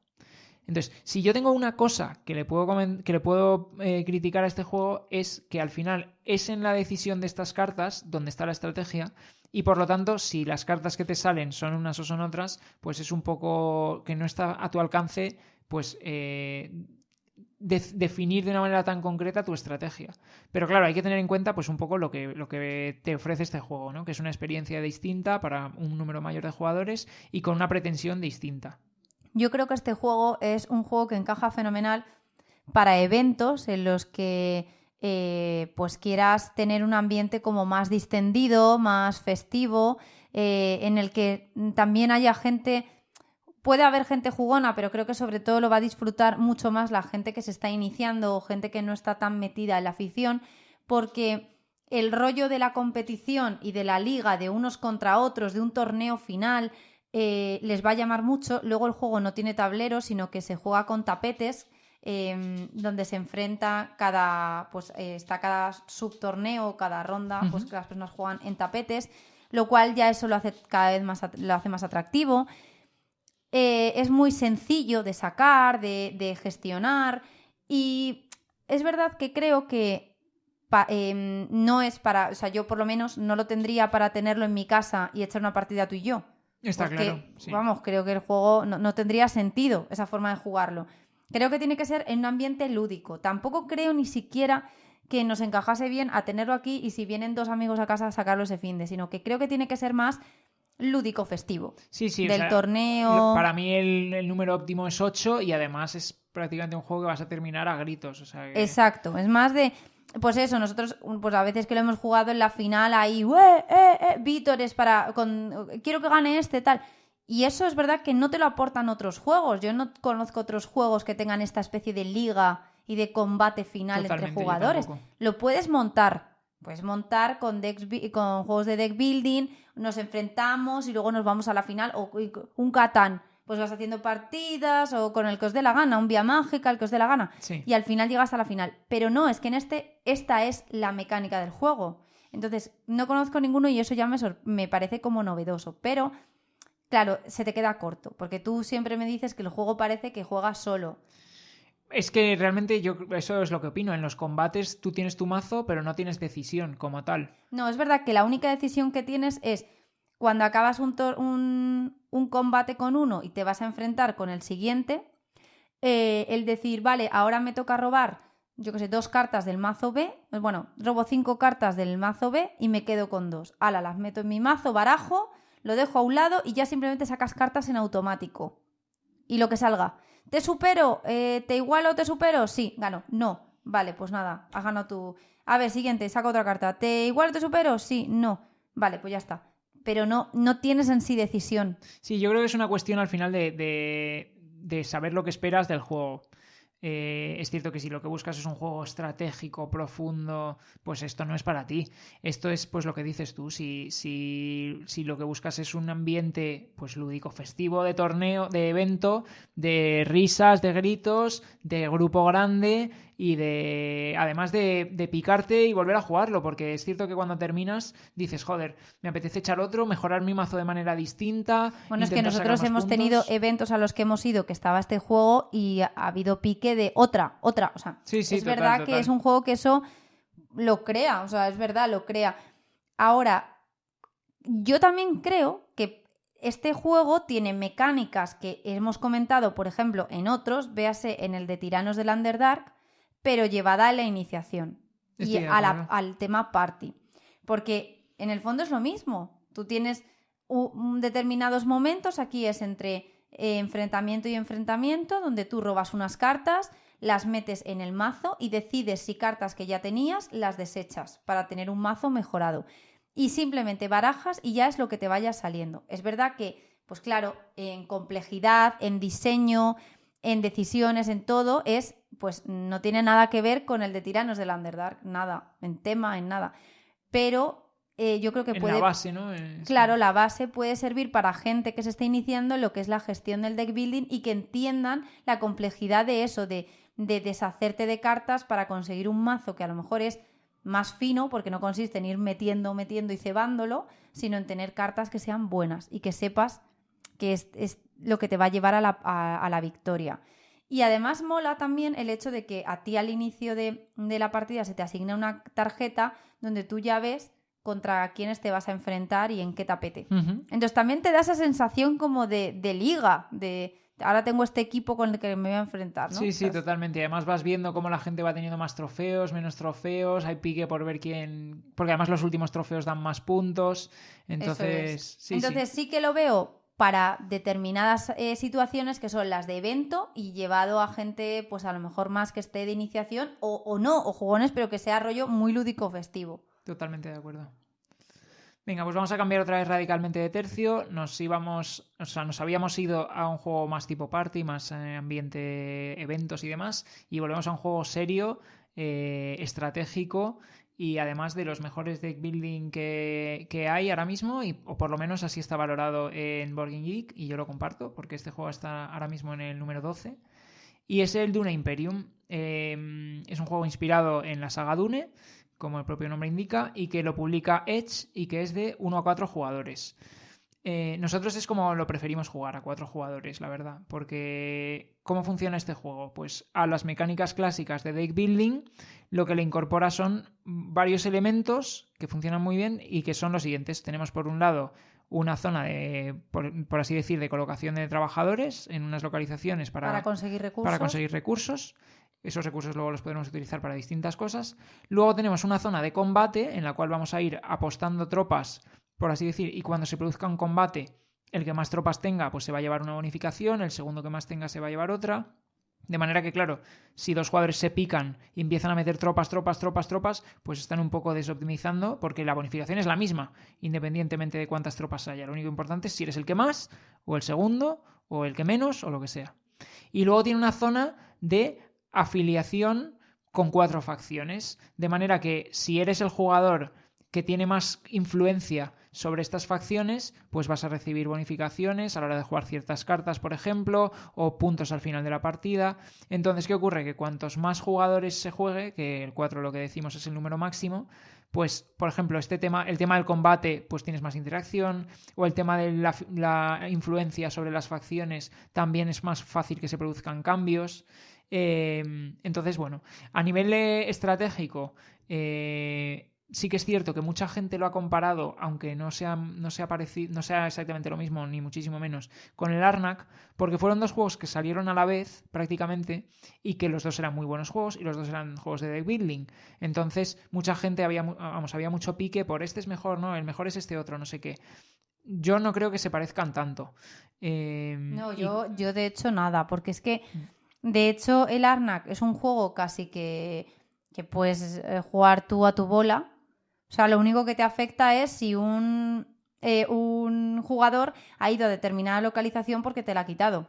Pero, o que te quiten una de las cartas disponibles en el mercado, pero eso en cualquier deck building también. claro, pero aquí es verdad que tienes el tema como del enfrentamiento, donde es que hay, o sea, sí que te cuenta directamente y tienes que estar viendo qué número de tropas o más o menos estimando tiene el otro o puede llegar a sacar para tú para tú también posicionarte ahí o no. O Eso cómo es, te porque además a la hora del combate, una cosa que no hemos dicho, que se producen sorpresas, porque tú cómo funciona este juego a nivel de turnos, es que tú no juegas toda la mano que robas, sino que tú las cartas las vas jugando por turnos.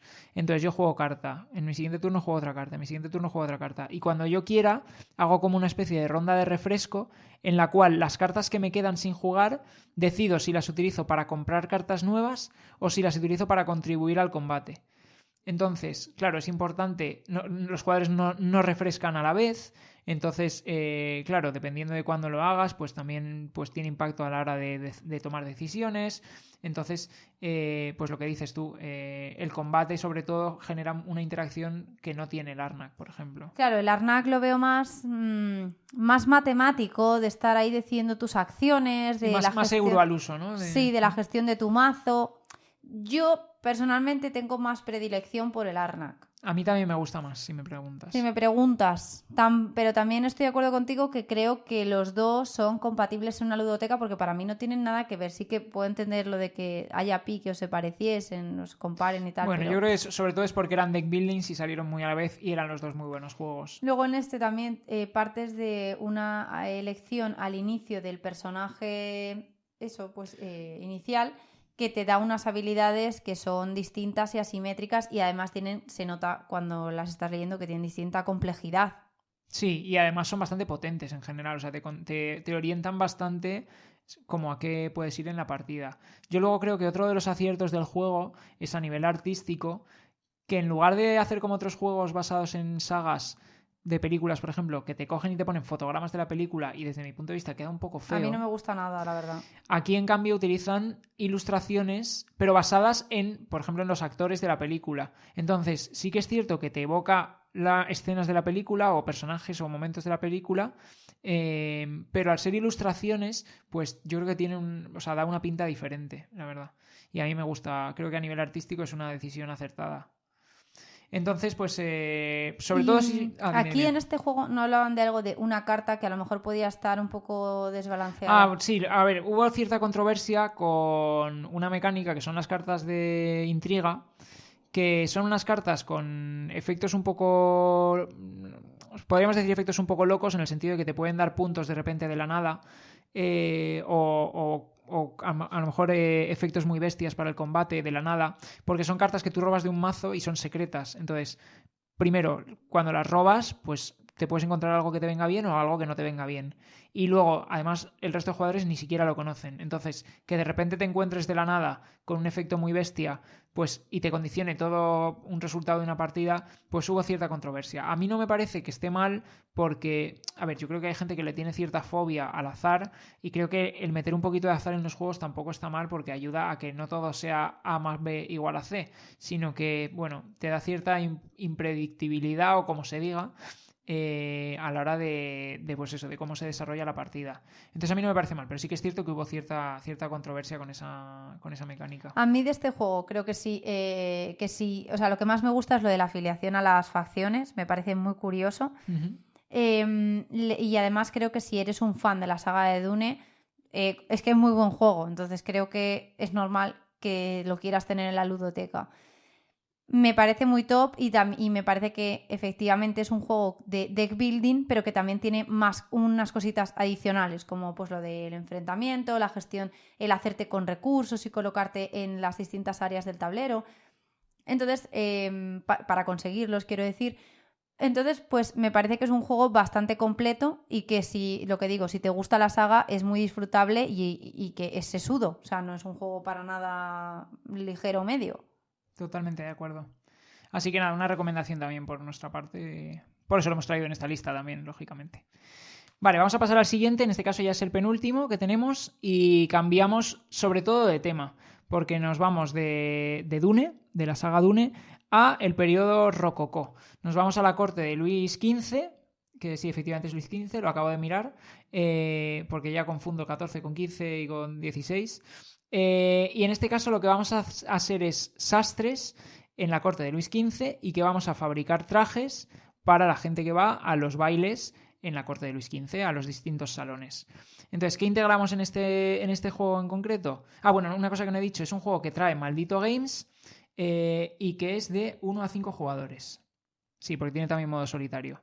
Entonces, ¿en qué consisten las mecánicas en este juego? Pues tenemos por un lado el deck building, que lo que vamos a hacer es ir trayendo a nuestro mazo sastres, que pueden ser de 3 niveles, pueden ser aprendices, pueden ser oficiales o pueden ser maestros.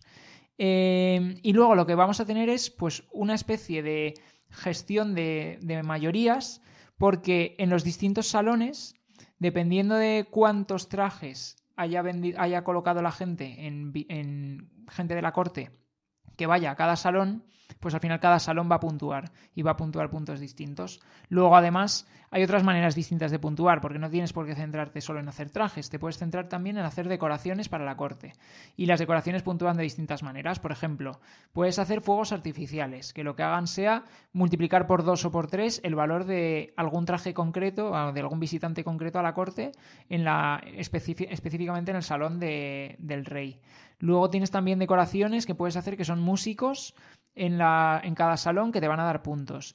Puedes hacer estatuas, que las estatuas lo que hacen es que te dan puntos por cada traje de distinto tipo, por así decir. Tienes 4 tipos. Tienes las chaquetas verdes y azules y los vestidos rosas y naranjas.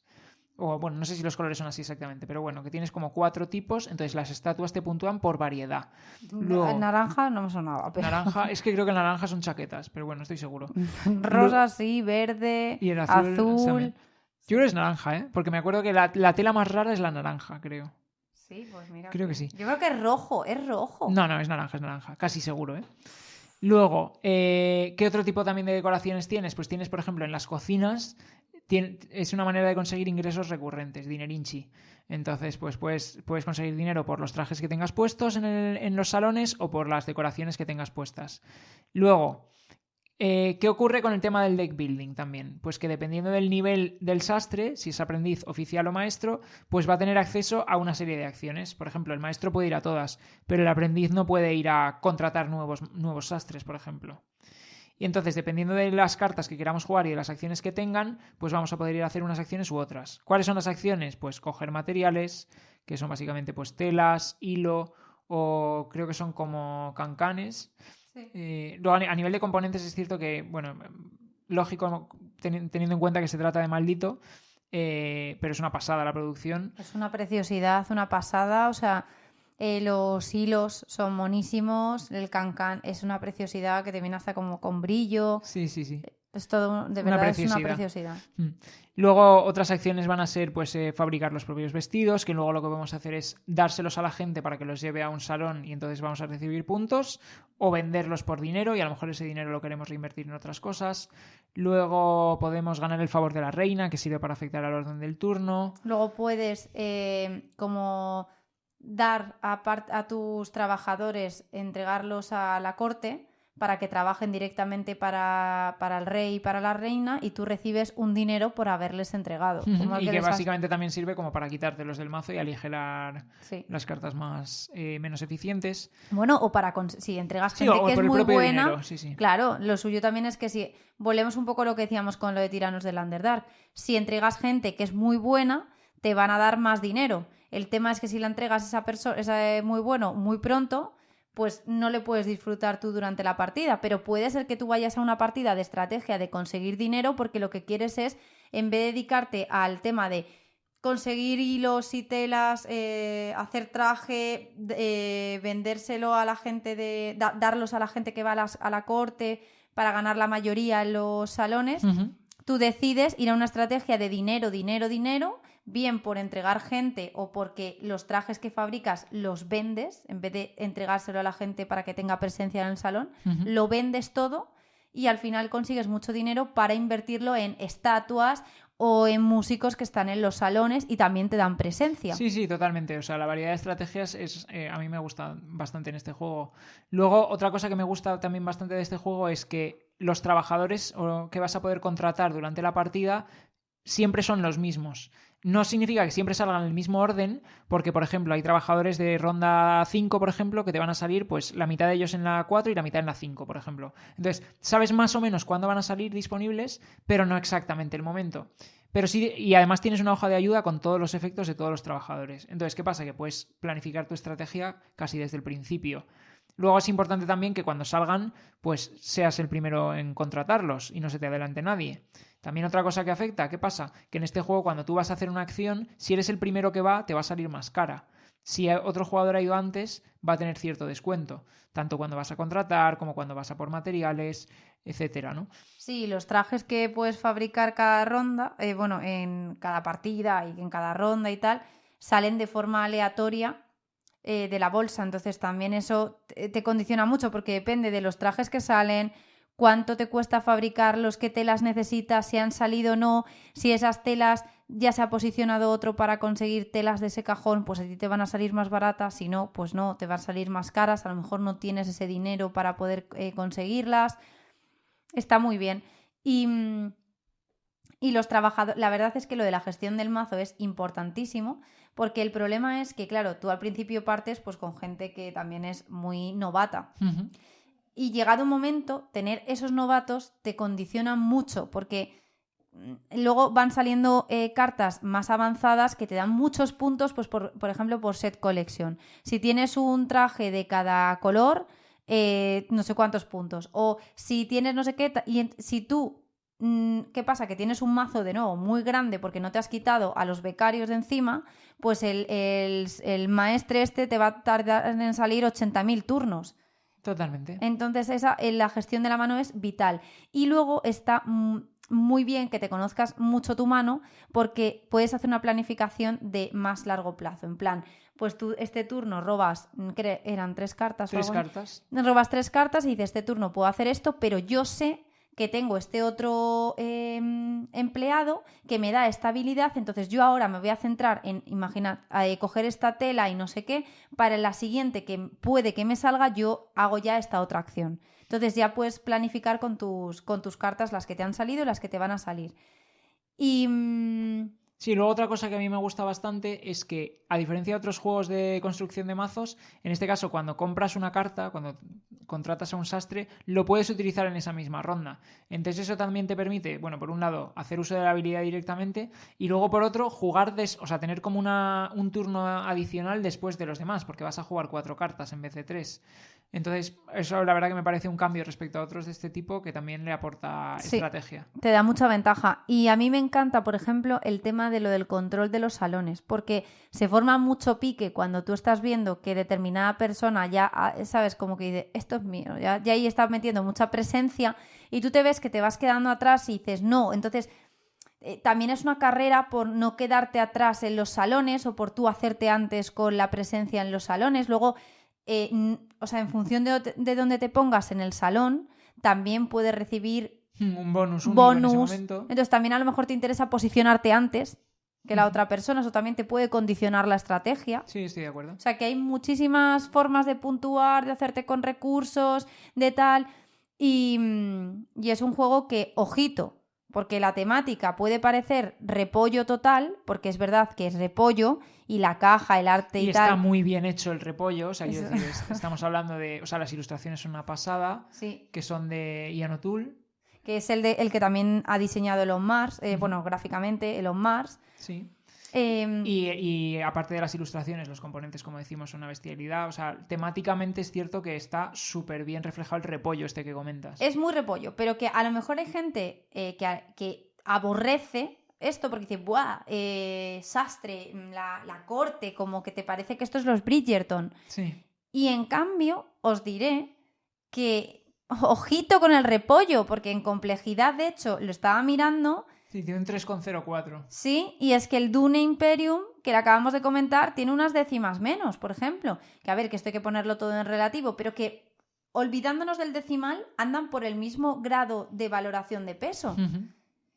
Y es un juego que este es muy satisfactorio. De hecho, lo hemos jugado varias partidas y tú, por ejemplo, ya en la primera a ti te encantó. Sí, a mí es que, o sea, bueno... partimos de la base de que me pones un deck building delante y me gusta, pero es cierto que este tiene una serie de decisiones y de estrategias distintas que a mí me gusta explorar habitualmente cuando juego este tipo de juegos. Me gusta hacer cosas raras, de polarizar mucho mi estrategia y pues lo que tú dices, por ejemplo, ir a decoraciones a saco, o de repente voy a trajes para hacer una mayoría, o de repente me pongo a saco en los fuegos artificiales y peto el salón de la corte del rey, o yo que sé, o las cocinas muy rápido para conseguir ingresos recurrentes muy rápido, o con la expansión del joyero me centro en conseguir joyas.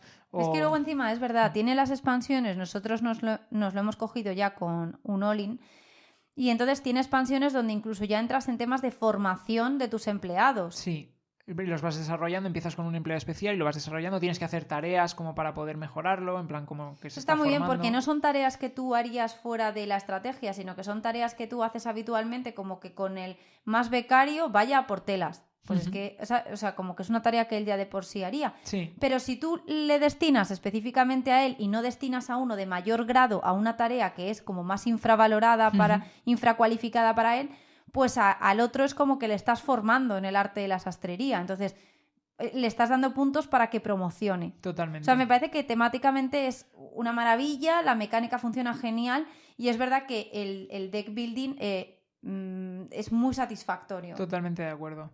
Y lo que sí que hay que... O sea, el único punto para mí que tiene en contra el juego es que lamentablemente es que es un juego caro. Porque, de nuevo, hablamos de una producción a lo bestia, es un juego de caja grande, al estilo de caja tipo Vital la Cerda. Sí. Entonces es un juego caro, que se te va a ir pues cerca de los 100 euros, por lo menos. Entonces, pues bueno, tienes que estar convencido. Pero si te gusta la temática y te gustan las mecánicas un poco que os estamos comentando y las opciones que da, pero, a mí me parece súper recomendación. Pero que hay gente que ya por la temática puede decir no y que se vean vídeos, porque de verdad que... Sí, estoy de acuerdo. Que el juego engaña. Que el juego engaña porque es que es bastante que gusta y que te pica y te apetece echar más partidas y lo que estoy tú dices, explorar otras estrategias. Totalmente. Sí, a mí eso es de las cosas que más me gusta del juego, la variedad de cosas que puedes hacer. Vale, vamos a irnos al último. Cambiamos de nuevo radicalmente de tema y en este caso pasamos del periodo rococó y el repollismo que estamos comentando a pues un tema bastante más fantástico. Hablamos de El Ansia, que es un juego de Beer. Aquí nos lo trae de Beer y es un juego de 2 a 6 jugadores. Y en este caso la temática es que somos vampiros y lo que vamos a hacer es salir por la noche en busca de humanos a los que cazar para llenarnos la tripa, pero tenemos que volver al castillo antes de que terminen las 15 rondas que dura la partida. ¿Por qué? Porque si no conseguimos volver al castillo, o por lo menos quedarnos en las últimas casillas, al lado del castillo, que es el cementerio, si no conseguimos volver, entonces no vamos a poder optar a ganar la partida. O sea, es condición obligatoria el llegar a volver. Entonces, ¿qué ocurre? Que nosotros por el camino nos vamos a ir moviendo por el trayecto que hay en el mapa, que pasa por distintas zonas, tiene distintos tipos de terreno, tiene distintas localizaciones en las que vamos a poder hacer cosas y sobre todo vamos a ir cazando, ¿no? Entonces imagínate, si yo en mi turno robo mis 3 cartas del turno y me dan un movimiento de 7, pues yo ese movimiento puedo decidir gastarlo en moverme 7 o puedo decidir gastarlo en moverme 5 y cazar con un valor de 2. Entonces, ¿qué significa cazar con un valor de 2? Que yo me voy al mercado, digamos, a lo que hay disponible para cazar en ese momento, que van a ser humanos, van a ser cartas de habilidad, de vampiro, van a ser animales que nos ayudan.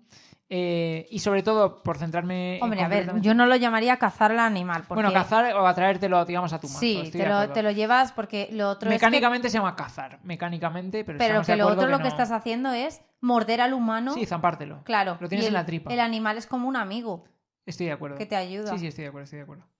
Entonces, ¿qué pasa cuando cazamos específicamente humanos? Que son cartas que cuando metamos en nuestro mazo, en general... Mientras que las cartas de habilidad o con las que empezamos la partida o tal nos aportan movimiento, los humanos en general no nos dan movimiento. O sea, son un 0 de movimiento. Entonces, sí, o incluso restan. O incluso negativo. Entonces, si yo robo 3 cartas y de repente 2 de ellas, por ejemplo, son 2 ceros, pues ese turno solo me voy a mover con la otra.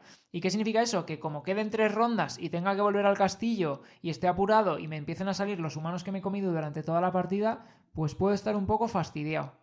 A ver, el juego la gente lo compara mucho con el Clank, porque tú lo que vas a hacer es salir de tu castillo, te vas a mover hasta donde tú quieras, no tienes por qué hacerte el recorrido entero. Por cierto, me parece pasada que el recorrido tiene como ramificaciones y distintos tramos, por lo tanto, no todo el mundo tiene que ir por el mismo sitio. Puedes ir por el mar y te encuentras una serie de cosas distintas, puedes ir por la parte de carretera, por la parte de ferrocarril. Entonces eso hace que no nos apelotonemos ahí todos por lo mismo y luego que por el camino puedes recoger cosas, ¿no? Pero digamos que a lo largo del recorrido nos vamos a encontrar como zonas o como barrios de la ciudad, donde en un lado es la zona de los clérigos, la otra la de la nobleza, la otra de los militares, etc. ¿Qué quiere decir esto? Que ahí hay como ubicaciones que son de estas facciones o de este grupo de gente donde nos van a permitir digerir estos humanos, que lo que significa es quitárnoslos del mazo, pero no los perdemos, es decir, no se van a un descarte ni nada, sino que se van como a un lado a un descarte nuestro personal, que luego nos van a contabilizar de cara a posibles objetivos que tengamos de la partida. Tenemos que ser sinceros, las opciones o las posibilidades de digerir son limitadas. Sí, o sea, no es como otros juegos de deck building en los cuales te vas a poder limpiar mucho el mazo. Por ejemplo, en el Challengers te puedes quitar todas las que quieras. O hay otro tipo de en el juegos... Tiranos del Underdark, con el tema de ascender, te los quitas más rápido. Sí. Aquí a lo mejor, pues imagínate, si tienes 15 turnos, que puedes llegar a jugar un turno adicional si consigues un paraguas que te protege del sol, pero si no vas a tener tus 15 turnos, significa que vas a caer en 15 localizaciones. Pues si en 3 de ellas consigues caer en un sitio para digerir a alguien y justo te coincide que lo tienes disponible para digerirlo, porque lo tienes que tener o en el descarte o en la zona de juego de ese turno, pues ya son muchas. Madre mía, 3. Es que yo solamente lo hemos hecho una vez por partida. Ya, es complicado. Yo estoy de acuerdo que a lo mejor, o sea, tenemos que probar más estrategias, a lo mejor en el sentido de que es posible que si te centras en los humanos de un tipo concreto y te quedas alrededor de la localización en la cual les puedes digerir a ellos y tal, pues a lo mejor lo puedes hacer un poco más y luego volver corriendo para el castillo. Pero claro, como no digieras y te empiecen luego a salir en la vuelta, estás fastidiado. Claro, porque al final que me parece que el juego tiene un nombre que es muy acertado, porque te da ansia por recorrerte el camino, porque al final cuanto más te alejas del castillo tienes como tesoritos que son bastante jugosos de conseguir, o las rosas del final. Sí, las rosas al final te dan puntos cada turno en el que las tienes. Luego también, si cazas más lejos del castillo, obtienes más puntos cada vez que cazas. Claro, entonces tienes el ansia por llegar más lejos, luego el ansia por comerte más gente, porque cada vez que te quedas con gente son puntos al final que vas avanzando directos. Los humanos te van dando puntos directos. Uh-huh. Y luego el ansia por volver corriendo al castillo. O sea, es que hay ansia por todos los lados. Sí, los últimos turnos además son frenéticos de, en Sí. plan, ver qué te sale, qué le sale a cada uno, ver si le salen los ceros que tienen en el mazo, Sí, a sí. falta de 2 turnos, que estás ahí al borde de conseguir volver o no. Total, la última partida la jugamos a 5 y jugamos con una amiga nuestra, Paula, que desde aquí la mandamos un beso enorme. Un besazo.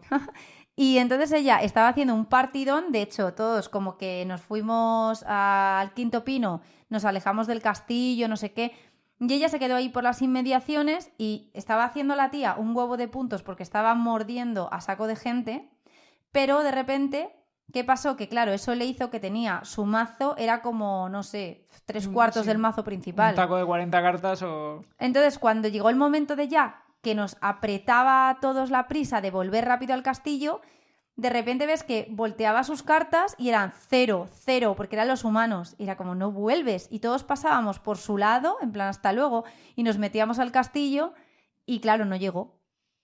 Y no pudo ganar. Sí, porque encima era la que más puntos tenía. Sí, hubiera ganado sin duda, porque nos sacaba a todos como 20 puntos o así. Sí. Y además había pillado bastantes objetivos y demás. Es que eso es una cosa que me gusta mucho de este juego, que tienes los 2 objetivos ahí visibles, pero que luego tienes muchísimas formas de conseguir a lo largo de tu recorrido los setas de objetivo. Entonces, al final, tienes muchas formas de puntuar.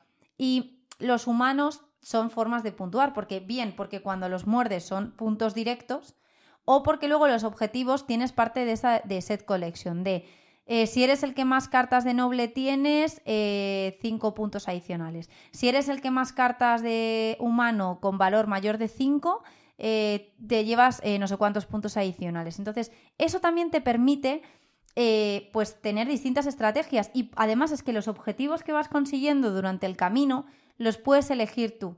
porque ves las losetas de objetivo y tú decides cuáles te quedas. Así es. Entonces eso también hace que pues tú vayas definiendo tu estrategia y que tengas mucho poder de decisión.